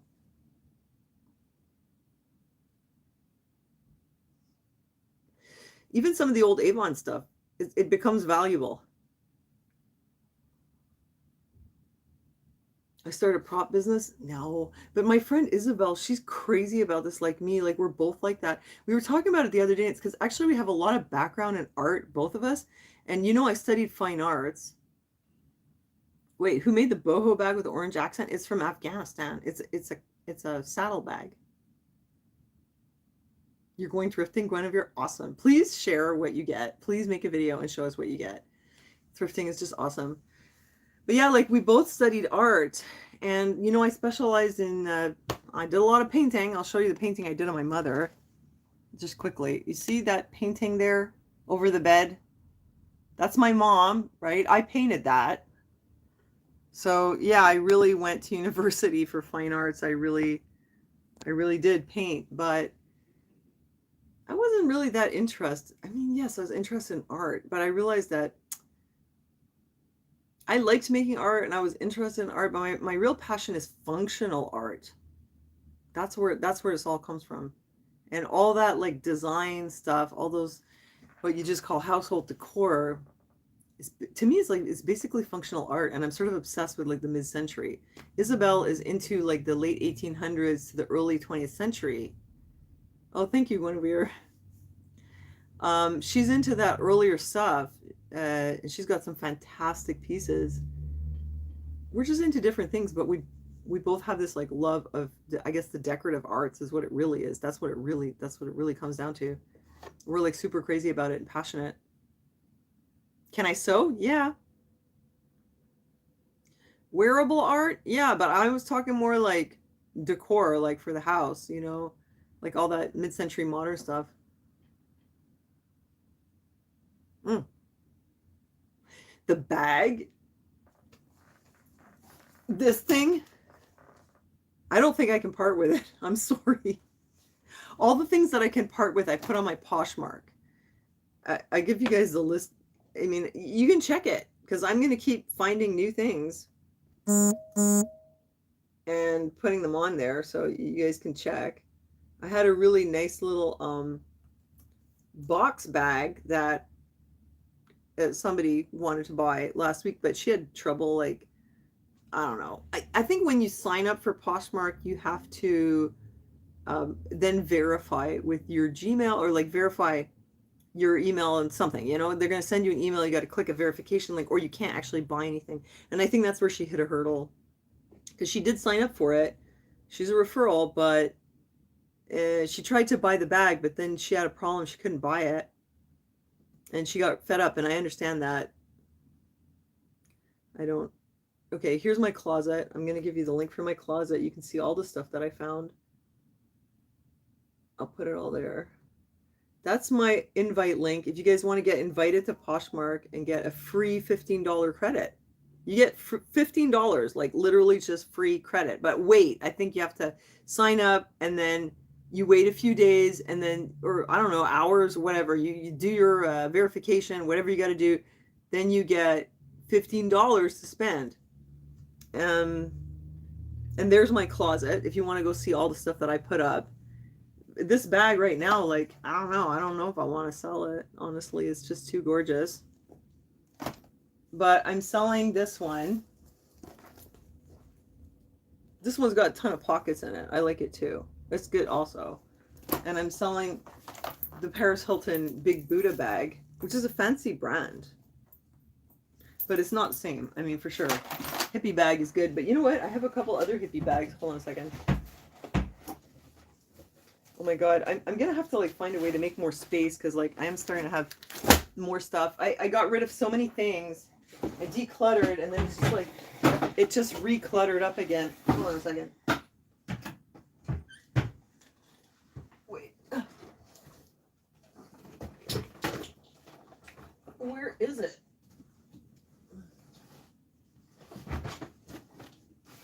Oh, here it is. Okay, this is the box bag that people were saying it's a camera case, but it's not. It's a leather box bag. I found this one. This one's super cool too. Look, I'll show you what it looks like. Oops. This one's 1980s though. It's a little boxy bag, and then inside it's like this, and it's good. Like if you're traveling, you want to put your stuff in there. I would put like my drives if I had hard drives or something. Hi, Trish. Yeah, somebody tried to buy this, but she had trouble with the system, so it's still there. And if you like the Afghan bags, I have this one too, which I'm willing to part with. I haven't listed it yet.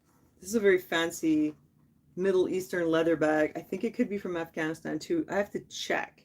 The only issue is one of these buttons, the leather is like a bit loose on it. It needs to be glued down. I mean, other than that, it's in good shape. This is a hand-tooled leather. Like you go look what these things go for. Like they go for like a ton.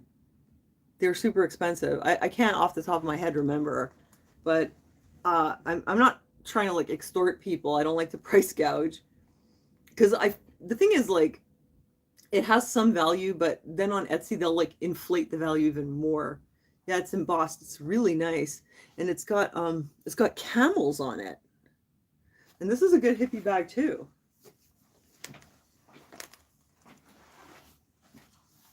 That's a total hippie boho bag. I have not listed it yet, but I'm going to have to. But listen, if you guys use my link, you get $15 off. If you like something, hit me up with a like. So and leave me a comment so I know it's you. Tell me it's so and so from YouTube. Put a like on it. Then I can message you and I can like give you a better deal. You know, I want to give you guys a good price if you see anything there.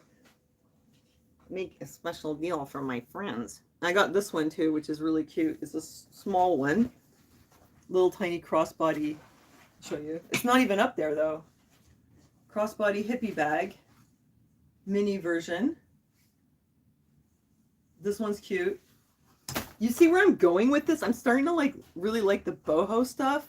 Hipsters unite. And that one is, yeah, it's vintage. It's hand tooled, like super detailed, like a rose in the middle, and then it has this here. It goes like this. Hold on a second. Like these things sit around. I don't know if it's just because people are looking for brand name bags or what, and they're overlooking this stuff.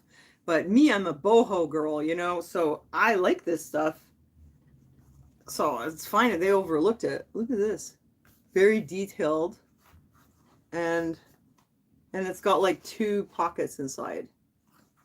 So this one's good. And this one is a real like 1970s like total hippie bag. It's got that like embossed also. When you see the brown color, you know this is really old. It's a really like 1970s hippie bag. It's got a zipper, pocket with a zipper here and then another pocket here. You know, I used to have one that was heavily embossed that we had from the 70s. And I think that I'm a bit sore because when my mother moved, we dumped all her stuff. We gave everything to charity. And somewhere along the way, like I lost my hippie bag. So I think that I've been like, if you look at what I'm buying, like all these leather bags, and I know I'm going to list a lot of them. Well, this is a favorite. Like I'm starting to see there's a theme. I think that like and it was my dad's bag actually. And when I realized it was gone, I was like, no, my hippie bag. And now I'm like looking for hippie bags. But yeah.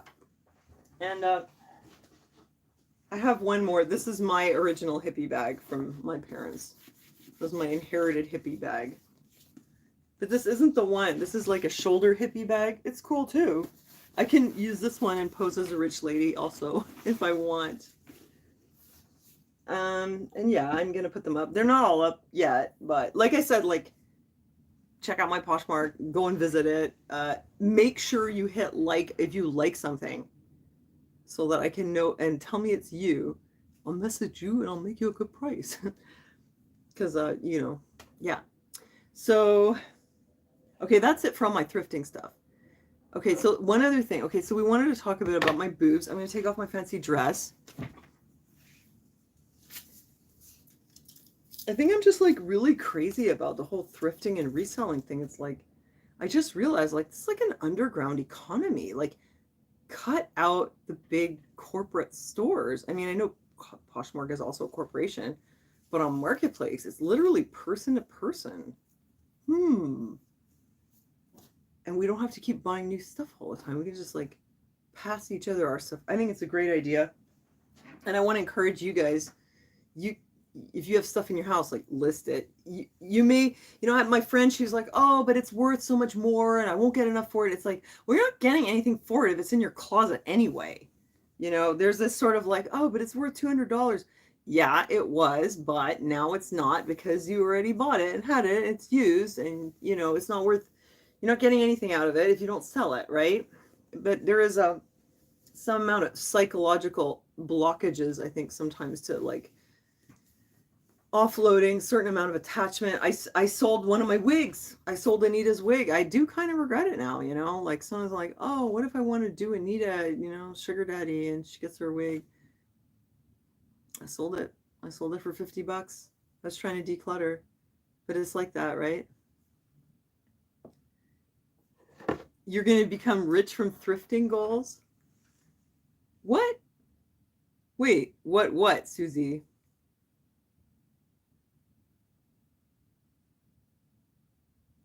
Yeah, I found the saddle one. I'm going to keep it. I'm going to sell the others. Oh, I have a hoarding instincts too. I mean, I like the pink bag. I like the Afghan bag. I like this one. You know, I don't want to get rid of them, but I mean, realistically, Anita needs a makeover. Yeah, I know. Oh, I sold Anita's wig. I don't know. Why did I sell it? Because I'm trying not to be a hoarder. I'm very good at buying things. I have to also be good at selling them, or I'm just going to pile up stuff in here. I was just like, well, I don't know. What can I sell? And I had, you know, look, I have Kim Trail's wig. I know Kim Trails hasn't been here for a long time, but I can't get rid of her wig. And then I have the blonde wig, which, you know, Anita could just wear that wig. What? Oh, no, I didn't sell the black wig. You hoard musical instruments?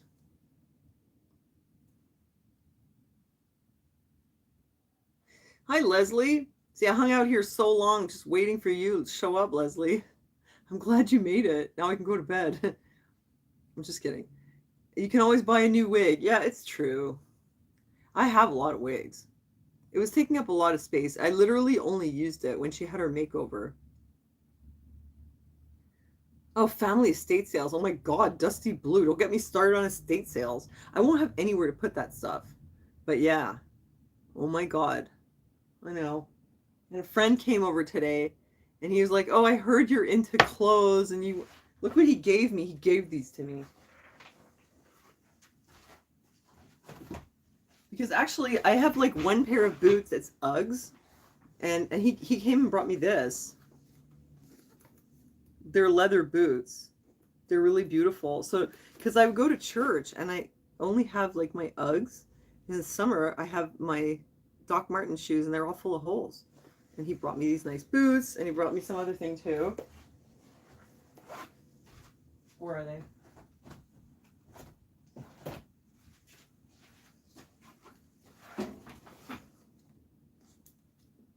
Yeah, so now I have sandals and everything. So yeah, I mean, I have like a whole bunch of shoes in that closet. Every single one of them has holes in them. Yeah, the boots are so nice and they really fit me. Yeah, but I'm like, part of me is scared to wear them. I think I'm going to ruin them like immediately.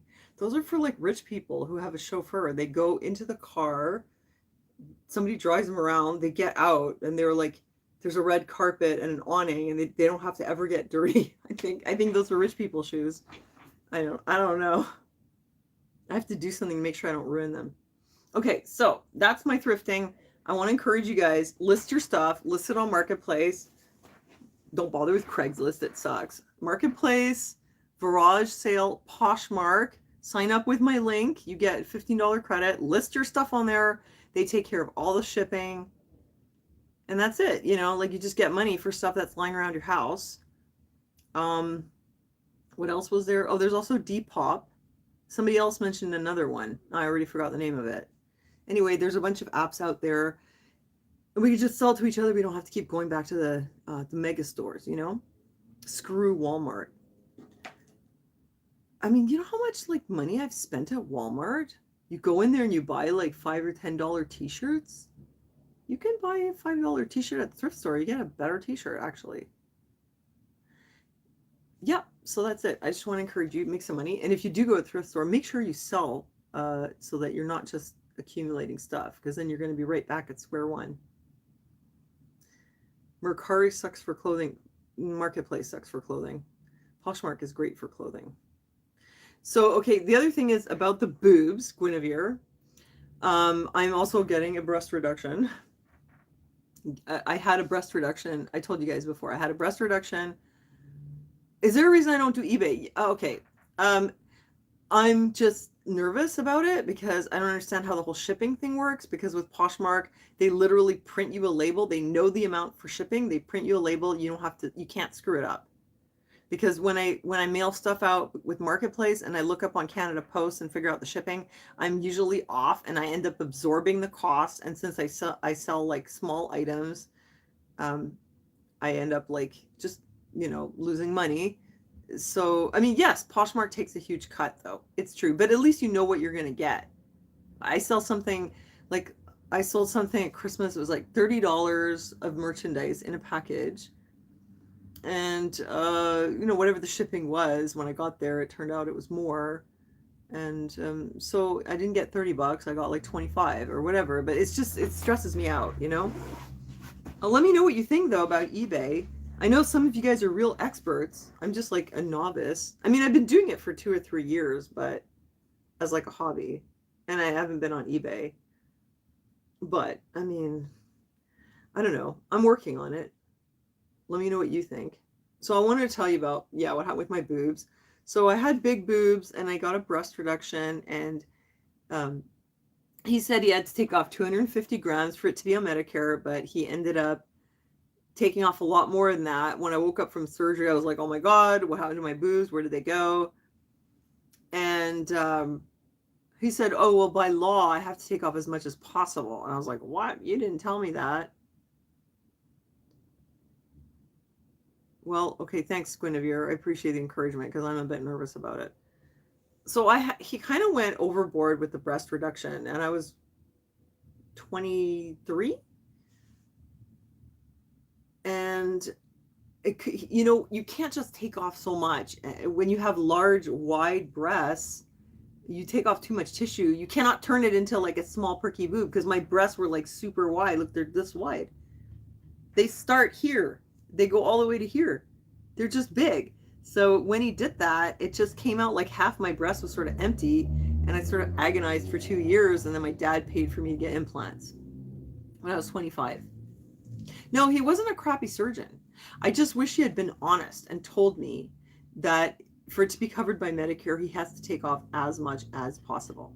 That's all. It wasn't a bad surgeon. He did an okay job, though.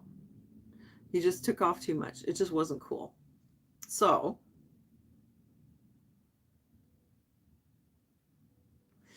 I got those implants.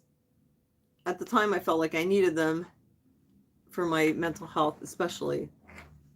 And then I just sort of went around with them for a long time, and I thought everything was okay.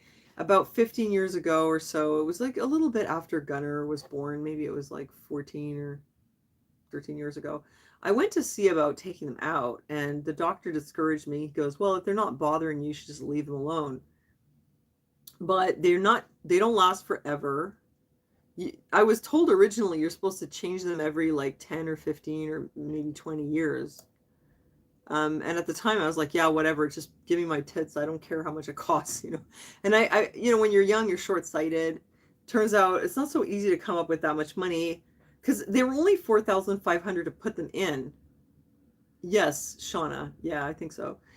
They were only 4,500 to put them in, but to replace them is like 11,000, which I didn't have. And then I just kept them in. As you guys know, I've had all kinds of weird symptoms for like about 10 years, like, fatigue, pain that's like inside my bones that I can't even explain, and brain fog, and like just feeling crappy. And it's like I've gotten used to feeling like shit. Basically, I have just like fibromyalgia symptoms. Like I always feel like something's not right. Like I always feel like I've been hit on the head, like as if I've been up all night. And I just keep, plugging through my day, but I can be sometimes like really in a lot of pain, like in my arms and my legs, as if like, when you're so tired that your bones hurt. I feel like that a lot, and dizziness. And it started like, I don't know, I guess it was about 10 years ago. Um, I thought maybe it's my thyroid. Maybe it was menopause. I mean, we went through the whole thing. I did all the tests. I've tried every kind of diet, every kind of supplement. You guys know because I document everything.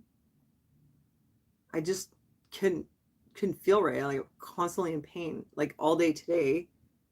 I just have this like dull aching pain. I mean, there's some days where I don't have the pain. There's some, no, I don't have any autoimmune disorder though. They've checked.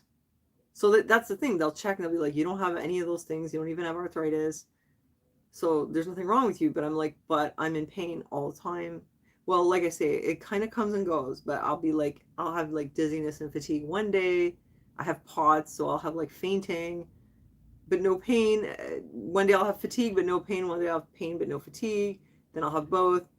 You guys, you saw it all in my Vlogmas videos. When I watched that, I was like, holy crap, I'm like really sick. I was like, every day I have something. I maybe one day a week where I don't have those things. And I was like, man, how am I like continuing? And I had to revisit the whole breast implant illness thing because I didn't want to consider that that's what it was because I'm scared to get them out. But I realized I have to get them out. What am I going to do? Wait another 10 years? It's going to be worse. For me, you know, it's riskier to have surgery when you're older. And also, maybe it is the implants. The doctor that I went to see, he seems to think so. And also my hair fell out, as you know. I mean, it's still there, but like, look, this part, it's like, it won't grow. Like, I don't know. So, and this has been like that for quite a while. And I had all kinds of advice. Oh, it's because you wash your hair too much.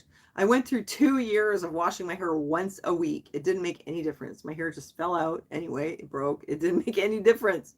But I've had to like endure all kinds of advice from people. Now I understand why, like when people are sick, they don't want your advice. Because I know that you just showed up and you think you know everything, but probably you don't. And if they didn't ask for advice, don't give it. Because it's now, as someone who has like a chronic condition with the pain and fatigue, I've had to hear people telling me, do this, do that, do the other thing. And it's like, actually, I've done it and I don't want to talk about it. It didn't work. And I'm just, you know, like, it's not, there are no easy answers. And I think that what it comes down to is I have a foreign body implanted in my body, in my chest. And I think that my body is like really tired of having them in there. And no amount of organic bread is going to fix that, if you know what I mean. Because that was recently, somebody's like, what kind of bread you eat? Maybe it's not organic. I was like, no, I don't think that's it. But all this time I didn't tell people, no, I think it's my breast implants because it's kind of personal. So I was like, no, I don't think. And then they're like, oh, you don't even want to hear, well, if you don't want to get better, then, you know, you can just stay sick and just keep eating your non-organic bread. Yes, of course I've tried castor oil. See, like whatever you name, I've done it. I've done the castor oil. You can keep naming things if you want. I've probably done them all. And I documented a lot of it. But yeah, like somebody was telling me, oh, it's your not organic bread. And then actually I was like, actually no, my bread is organic, but my breast implants are not. You know. How do you feel, Guinevere, since you got them removed? Do you feel better? Because I know you did it. I'm scared though, because they're under my muscle. They have to like get in there and like pry it off my chest wall. They have to like scrape the chest wall. Sometimes it breaches through and you can get a pneumothorax where like air can get inside between your chest and your lung. Like I've heard of people getting collapsed lungs, so I don't want to think about that. Most people, I think it goes okay. What did you say, Guinevere? Oh, you know, yeah, like how did they get the idea it was okay to put these implants in? I mean, I was in a very different place 27 years ago. You feel better? How was your surgery? You didn't have any complications? They were under the muscle? Was it hell, the recovery? I don't know how I'm going to manage. Like, who's going to take care of me? I'm taking care of Gunnar and Aaron. Like, Gunnar doesn't do anything as far as housework goes. There's nothing to worry about? Okay. I'm a bit scared, but I feel like I have a lot of confidence in this doctor.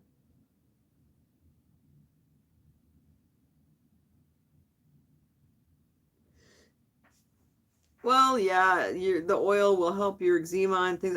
I use natural remedies for a lot of things, you guys. Yeah, I'm glad you're feeling better, Guinevere. It's really good to hear. I use a lot of natural remedies. I've used them for all kinds. I just recently had a sore tooth again. I used my oil pulling. My tooth is great. I thought this time I was like, oh no, this time I'm going to really have to get it filled or drilled or whatever, but tooth is okay. So, I mean, I have a lot of things that work, but when it comes to breast implants, like it's pretty serious. It's like it's poisoning you. You have to remove the poison. You have to remove the foreign object. No amount of any other stuff is going to fix it. No complications for you. That's great. Well, that's the thing. They say you can't lift your arms. I mean, I'll have to get somebody to take care of Aaron. I don't know. I figure something will work out. I don't want to get Sylvie to do it again because I can collect like vacation pay, but I don't have to pay Sylvie out of my pay. So it's like I don't get paid. Yeah, I use coconut oil with a little bit of, I like holy basil. It really like cleans my teeth and it seems to do something that works really well. Oh yeah, I don't know. How am I going to take a shower? Like, how am I going to do anything? Like, who's going to help me? I'm always helping other people. Did anybody help you, Guinevere, after when you were recovering?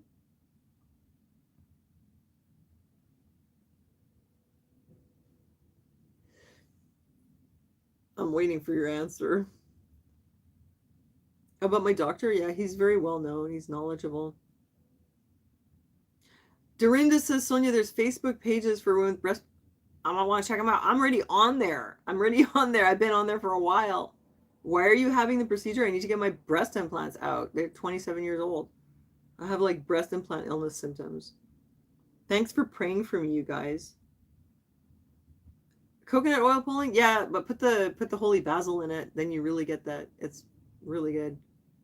You live with your mom and your son and your dad, but did they help you? Because there's nobody here who's gonna help me. Can I get a caregiver? I mean, it's not so easy to just get a caregiver for like 2 or 3 weeks. They're unreliable. You have to look for one. I mean, I can get a nurse to come like to do his bandages, but the bandages are easy. I can do his bandage and have my surgery and probably like, I get Sylvie to do the bandage. It doesn't take a long time, but who's going to clean his house and like, who's going to drive? Like I do a lot of driving for him. I drive to get all his food and like I run like a ton of errands. Like today I ran up to the rehab center to get a thing for his cushion. Turned out I showed up too late. I run everywhere to get all his stuff. I drive my son to school. I do a lot of driving. You have to get up very slowly. You can shower. I don't know. I mean, I might just like lie in my bed and like just not shower. I don't know what I'm gonna do. I'm gonna like wear button-down shirts. But I did have a breast reduction, and I don't remember that being so bad. And my mother was not helpful. Oh, my mom. Nobody's gonna get me a glass of water. Do I have any family? Nobody. No, nobody's gonna tend to me. Not my family. They're busy. And then there's Gunnar and Aaron. Can Gunnar drive? No. I told him, go work on your driver's license, but he didn't do it. And Aaron, obviously, he's disabled. He can't drive my car. And he doesn't have a license right now because he lost it because he didn't renew it. No, I don't have anyone. And you know what? When I had my son, at the time I still had my parents, and they didn't even visit. Never. I was alone with my newborn, with my disabled partner. And he couldn't do much, because it was a newborn and he has to hold himself. He can only use one hand. And I was just like, they were not there for me at the time. Nobody in my family was there. So I kind of don't expect anything. And my father's now gone. My mother is obviously has Alzheimer's. Bring Aaron to the shelter. Let's hope it's a no-kill shelter. Yeah, like when I was pregnant, like my mother refused to talk to me. She was so angry that I was deciding to have a baby because I was only 36. Help from my church. I don't know. I didn't think of it. I kind of doubt it. I never asked for help. I'm autistic. Like, let's not forget. Aspies. It's very hard to ask for help. That's not my specialty. Dry shampoo.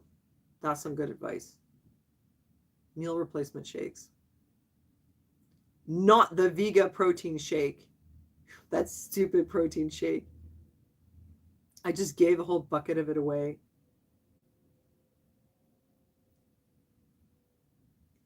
You could have done it on your own. They'll give you Vicodin. That's great. Get me super high on morphine and like I'll just get through the whole thing. Yeah, I don't know. Like, who am I gonna ask for help?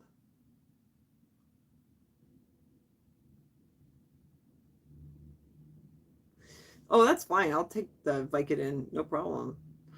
You don't have to convince me. It's like, hey, I get a pass. Like, I can take the. I don't think they do Vicodin up here. Wait, Vicodin, is that the like codeine and Tylenol? I don't even know what it is. Actually, I think it's only something you have in the States. He already wrote me a prescription. It's for some kind of morphine.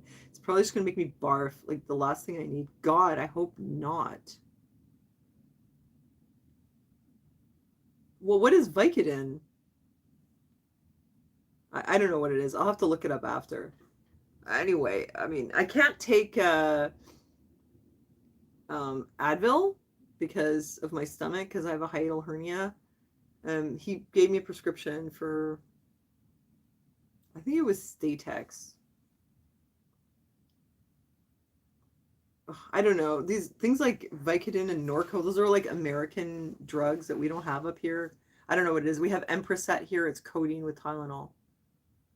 And I don't know what they give you at the dentist. I mean, I've never taken any of those things. Nobody ever gave them to me. They took one look at me. They saw the bags under my eyes. They were like, I think you've had enough drugs. They wouldn't give me anything. I'm like, I swear it's hereditary. I got these from my dad, not my dealer. Well, we'll see, you know. I mean, I don't know. I do have some codeine, so when I had the breast reduction, honestly, it wasn't that bad. I didn't need much.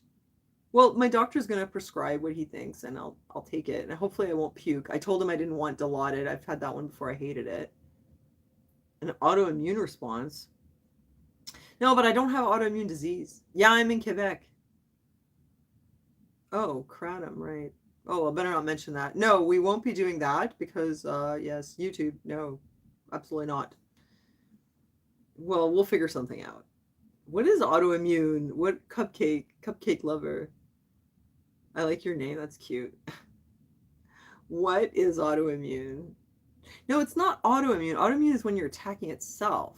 This is more like just an immune response. Like when you have an allergy to something, you produce an immune response, but you're not attacking your own body. You're attacking the foreign thing, right? I don't have autoimmune disease. They've really checked. Okay, well, I mean, I'll Google it after too, Guinevere. But I'm glad you didn't have any complications. I guess the only thing I worry about is that pneumothorax. You know, like the idea of him scraping them off my chest wall. Um, yes, I used to use the kratom for my restless leg syndrome, and then for depression, and then eventually I realized that it wasn't solving my problem. I was still depressed, so I stopped taking it like a few years ago. I mean, I was really like I was very very bad state of mind back then. I was very like low and depressed.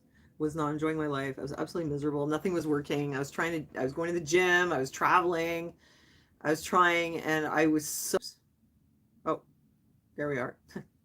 No, I was really struggling. It was really hard. It was maybe my hormones also. I don't know, but whatever. I got through it. But I stopped drinking the kratom tea. Yeah, I'm not that overweight, so I don't have any big issues, so it should be okay. I'm just worried about him scraping it off, but he says he's never had a problem. I'm sure he's going to be careful. What I don't understand is like he does 3 people per day and he takes like 2 hours to do the surgery. And I see people online in the Nicole's breast implant healing whatever group um, talking about like 7 hour surgeries, and it's like, how did it take 7 hours for them? And he like pops them off in like 2 hours, but he's very well like has a very good reputation. What is that face for? Guys call me Shauna. Shauna's like, what's the face for? You owe me $1,000 if anything goes wrong, Guinevere. I don't know. Careful it doesn't bounce. She's gonna send me a check. It'll bounce. It's okay, you don't have to give it to me. Well, wait, go do your thrifting, and then after, maybe then you can send me a check. I hope I'll be fine. I mean, I see people like women in their, I said people, gender inclusive language, but I see women in their 60s like getting these surgeries and they're coming out okay, even in their 70s, you know. My mother came out and went straight into dementia. No, don't throw it into my casket. No, that's a horrible thought. That's not going to happen. Yeah, like by the time Guinevere Moonmess like raises her money from her thrifting, like by that time I've passed on and she'll okay, well they'll let you know when I have my funeral, but it's not gonna be anytime soon. You can come and throw money in my casket. It won't matter at that point. Yeah, scraping them off. No, it's because it forms a capsule around the implant and then that it like attaches to the chest wall. I mean, it's quite brutal actually. I feel like it's really wrong that they put these things in women. And I was also thinking about actually all the trans women that they're so ready to run out there and get implants. Hey ladies, guys, ladies, you're in the same boat as us now. Yeah, welcome to the world of breast implant illness. Big mistake. Okay, thanks, Guinevere. Well, thanks for the encouragement. I'm glad that you got through it okay. I'm hoping it's going to be okay. Um, yeah, it should work out all right. Yeah, I feel horrible. Thank you, September Cajun. I've been having a horrible time. I've been struggling and like nothing works.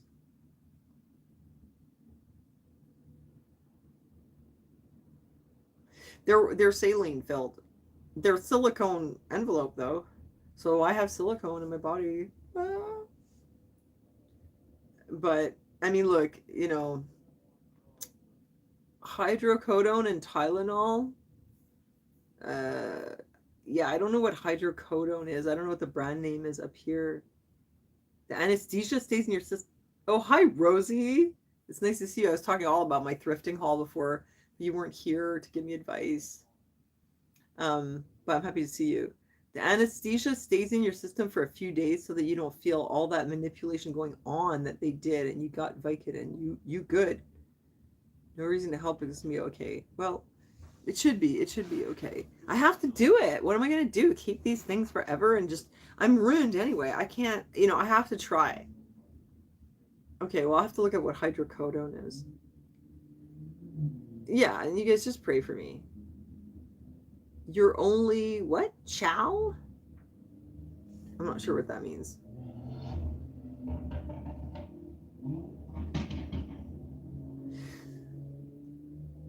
Truth, thrift, and tits. That's my new tagline. I don't know. I think we might have to rearrange it a bit.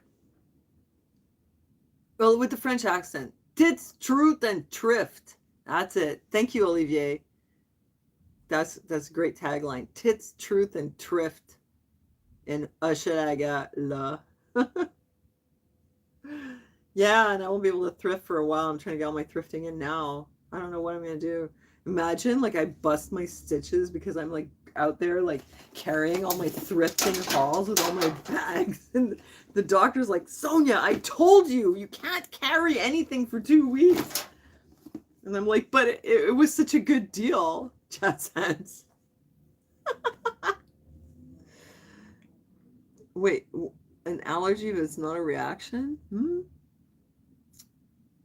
Yeah, well, I mean, yeah, like, look, my mother, what happened, she had her implants out, and one of them was silicone and had ruptured, and it was like all over underneath her skin, and it was a whole big thing. They had to scrape a lot of it out, and she looked like she had had like breast cancer surgery, and she had had actually a tumor removed before, and that left almost nothing. It was like a tiny little scar on the side.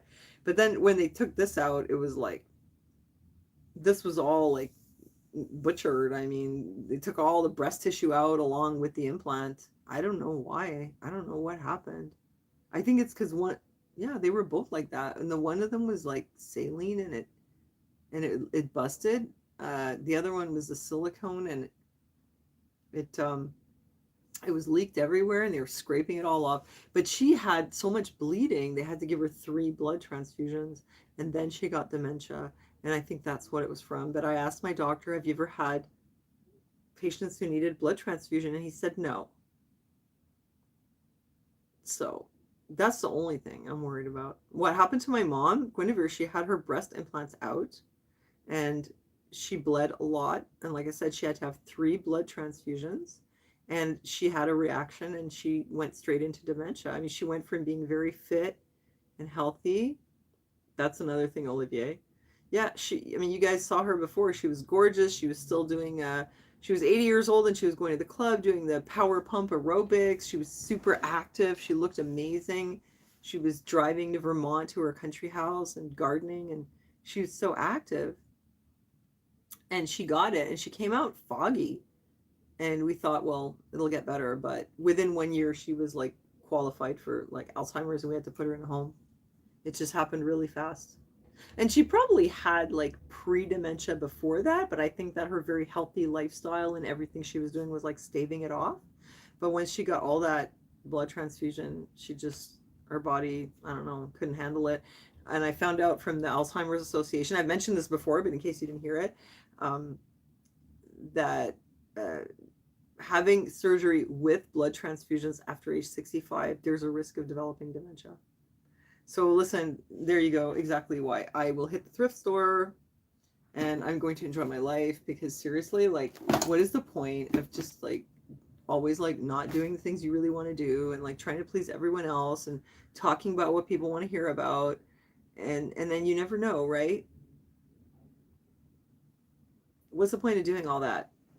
And then suddenly, oh, like I spent my whole life sitting at this desk or cleaning or whatever, and like not doing things that I enjoy.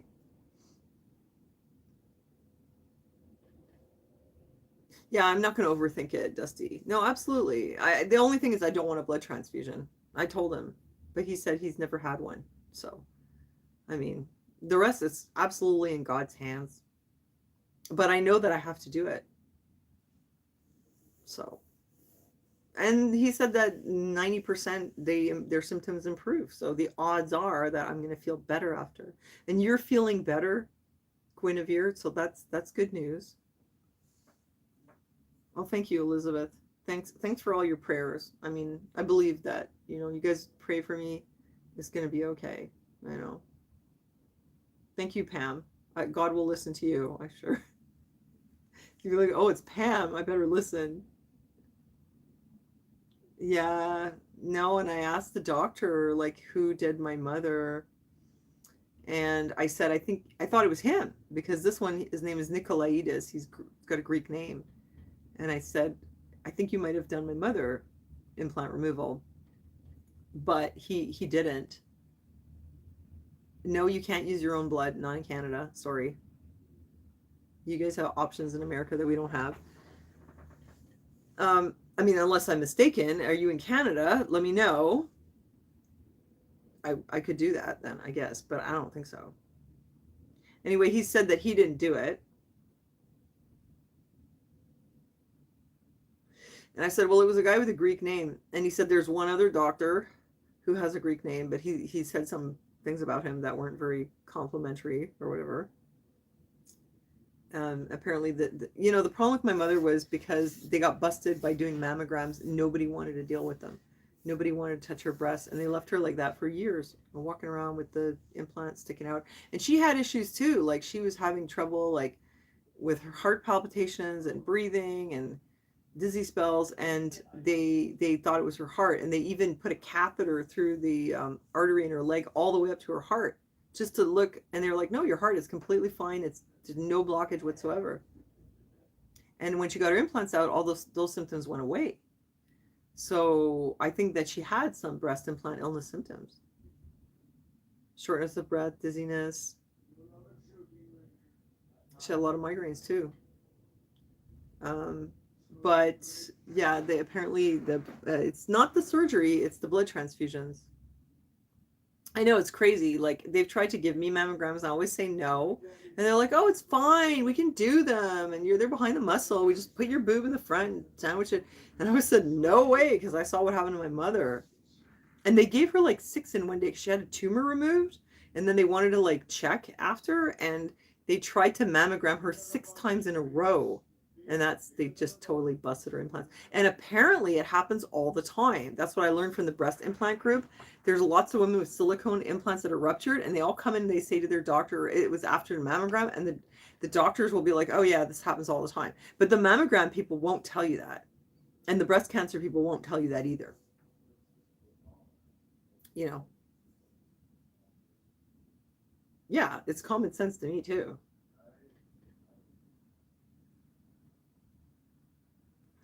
I've always had only what do you call it?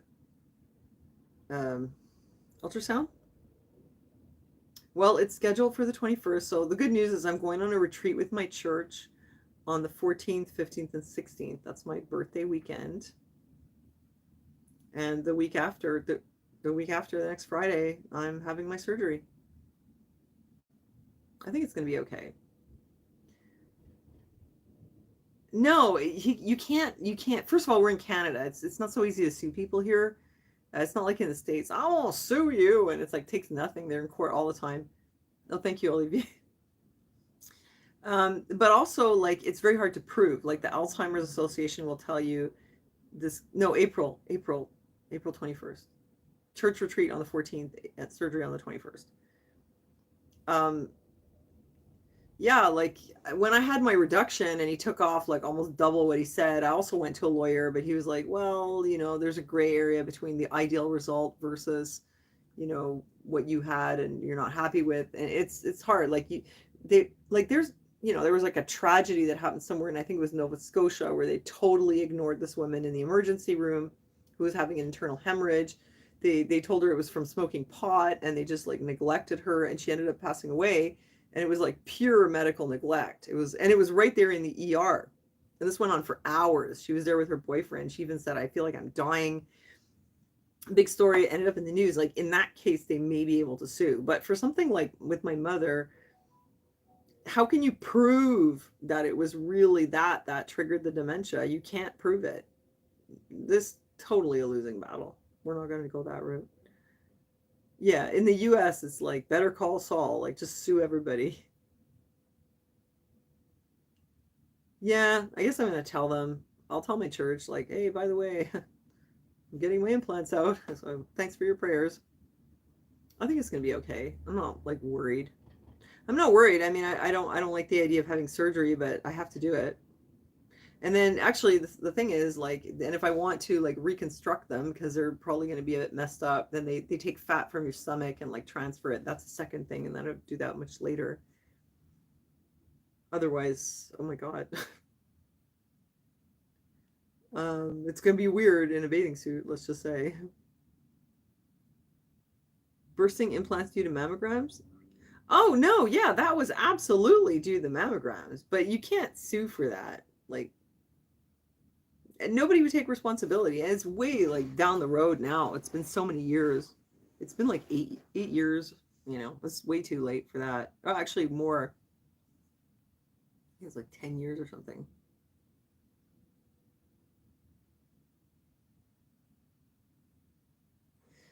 Yeah, I mean, I guess you could sue people for a living if you live in the States. It seems to be pretty easy to do, but up here it's not. Anyway, like whatever with my mother, it's like it's really after the fact. What's weird is she walked around with those busted implants for like a good 3 years, and nobody would fix them. And then when she started having like problems with her palpitations and all that, they did all kinds of stuff, but nobody wanted to take responsibility. The cancer doctor didn't want to take responsibility, the oncologist.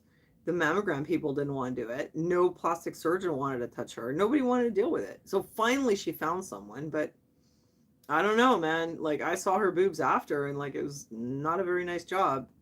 Like this was all like gone. Like I don't even understand, why was this whole inner part of her breast? It was gone like all the way down to the chest. What did he do? Like her boobs were like totally wonky. They were off on the side, and I don't think he didn't even do a lift. Actually, he took them out. There was no lift, and I think he like scraped away. Whatever. I mean, at that point, she didn't care. Honestly, she was like, "That's fine. Whatever. I don't mind." She moved right on. She didn't care. She was like 82 or 81. She was 81. So, I mean, that's why I want to do it now, and then I'll be implant free for the rest of my life. But yeah, it seems kind of really like a bad idea to put implants. But I mean, this was the 90s. Everyone was doing it. Oh, your friend won a lawsuit? But Rosie, you're in the States, right?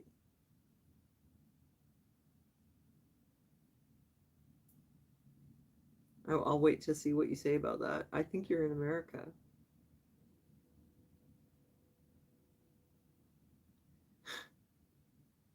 Guinevere, you're a funny girl. Don't encourage people to sue. Well, look, people are going to do what they're going to do. I don't think they're going to listen to me. I was only joking anyway. I mean, you want to spend all your time in court, you could be a vexatious litigant.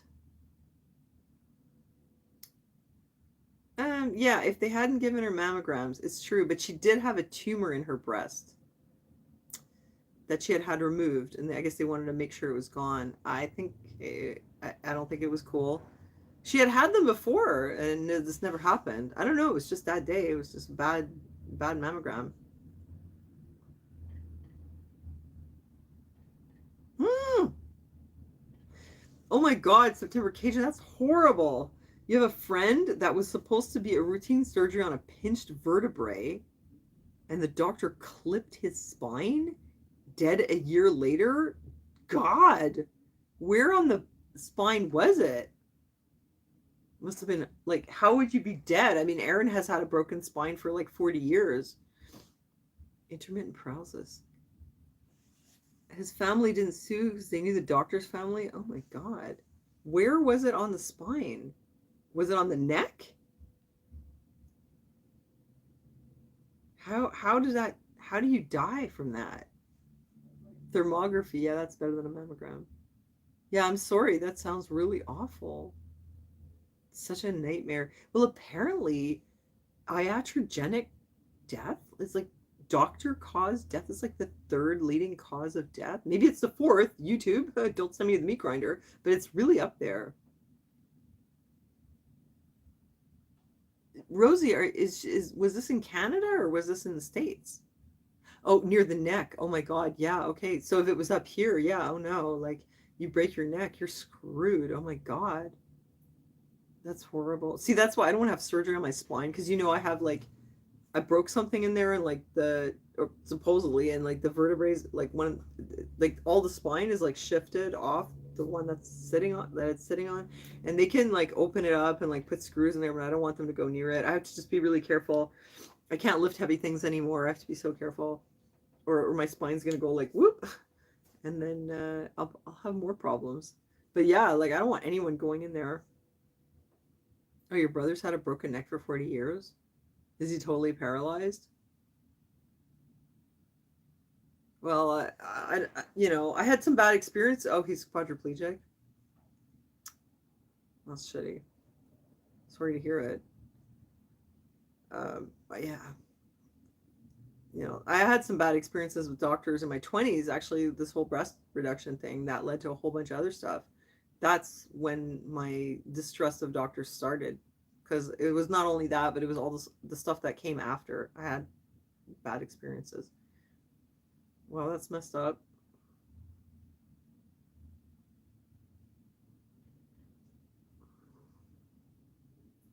Yeah.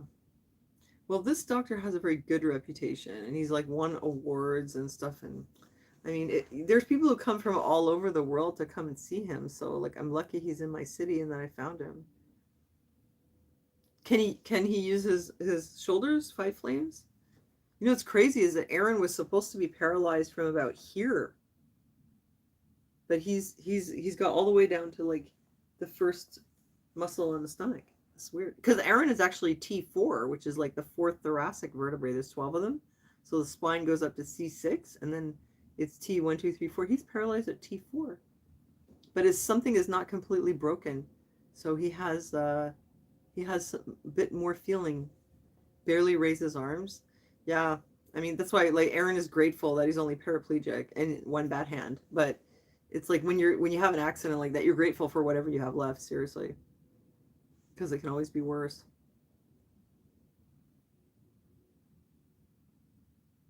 I try to just stay away from doctors as much as I can unless I really need them.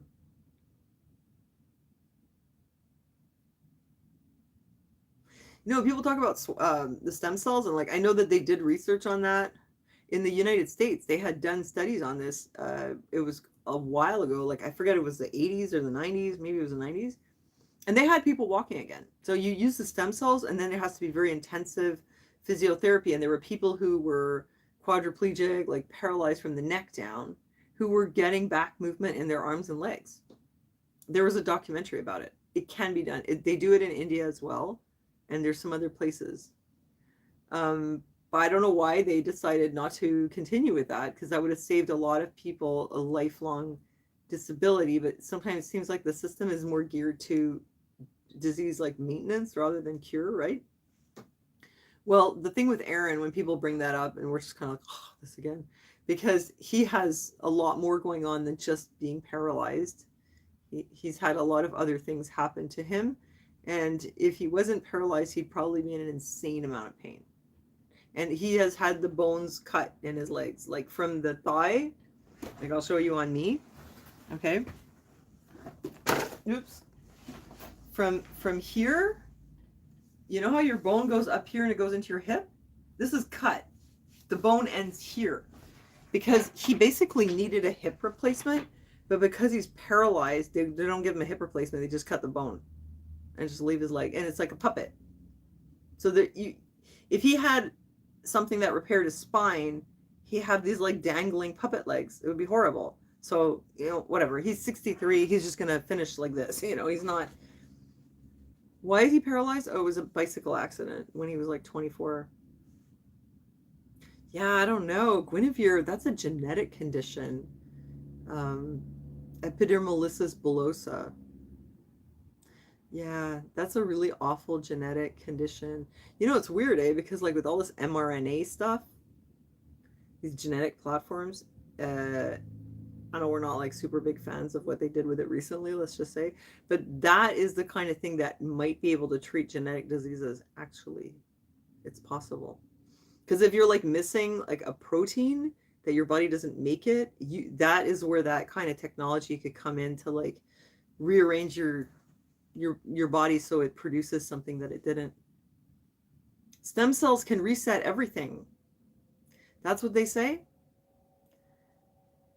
Um, yeah, but if you have something that's genetic, it's not going to reset your genes. After your friend's botched surgery, they fell asleep on the hot pad, all doped up, burnt a hole through her skin.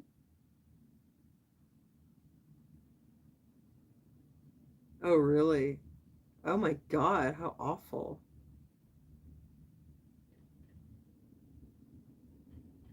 You know, you have this chromosomes, right? And if there's something that's missing or there's something that's coded a certain way, it's a code. And it's coded in every single cell in your body. So if you take stem cells, what they do is they generate new cells. They're like the blueprint for making new cells, but it's not going to like change your genetics. I mean, people who get a stem cell treatment, they still have the same genetics. If they do a saliva test or a blood test, it's not going to come up that they're somebody else. If they do their 23andMe before and after, it's still the same person, right? It's still going to map your genome. You're still the same person, you know, with those like, what is it? CUG, whatever, like those 4 amino acids, ACUG or something like that. It's going to map out the same sequence for you, right? But the stem cell, what it does is it regenerates. So like with the spine, if the spine, there's a part that it's broken, it's missing, what they do is they can take stem cells from your own nose, autologous stem cell transfer, and they do something with it. They inject it into the spine, and it makes that area regrow. It's like a non-differentiated cell that hasn't, like, you know, when you're born, well, when you're conceived, you're just a cell, and then based on your programming, it's going to tell this cell, okay, that's going to become a liver cell, that's going to become, you know, your fingernails, that's going to be whatever, right? So that's a non-differentiated cell, and then they can use it to like regenerate. All I've ever heard of with it is um, spinal regeneration, but I mean, it did work. I'm sure it could regenerate other things too. But again, it's not changing your code. And I could be wrong, but as far as I know, stem cell is not a cure for genetic conditions. I think it's more for like if something's been damaged. I don't know. I don't know. Obviously, I'm not an expert. But to me, it doesn't make. See, cerebral palsy is not genetic. That's a brain injury. That's where you were lacking oxygen. It's like an anoxic brain injury. Sometimes, like when they're born and something goes wrong during the birth, and the brain's deprived of oxygen, and then it causes this kind of like damage, right? But it's not genetic.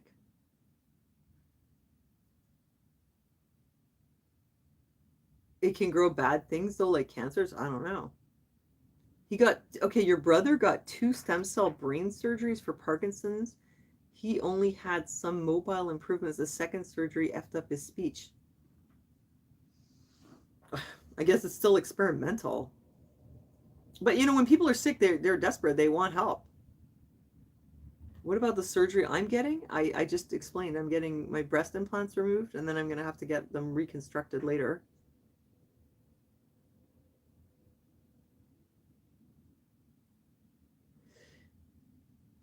But, yep. Okay, good night, Lady Liberty. Okay, good night, Olivier. Well, good night, you guys. It's been nice talking to you. Um, really, it's been fun. I really enjoy talking to you guys in the chat. It's been super long. I've been here a long time. Gosh, it's like a new record for me. So I guess I'm going to go. It's super late.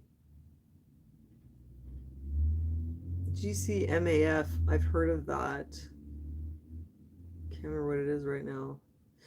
Anyway, yes, September Cajun I am. I'm gonna have to cut down. Okay, so look, I'm gonna go. It's been fun. I enjoyed showing you my stuff. Don't forget to check out my Poshmark. I guess I'll put the links again under the video. You get $15 when you join, like free credit. And yeah, make sure you use my referral link. Then you get $15. If you don't use it, you don't get it. So use my referral link. You get $15 credit. You can see all the stuff I have on there. You can make your own Poshmark. You can list your stuff. If you guys list your stuff and you have a Poshmark, I will share your stuff. I have like over 4,000 followers already on there. So I will share all your stuff. And if you like anything from me, hit like. Let me know who you are. I'll give you a discount. And that's it, you know. I'll put the links under the video. So again, thank you. Thanks for joining me, you guys. And I'll see you, I guess I'll see you soon. Have a good night. Bye.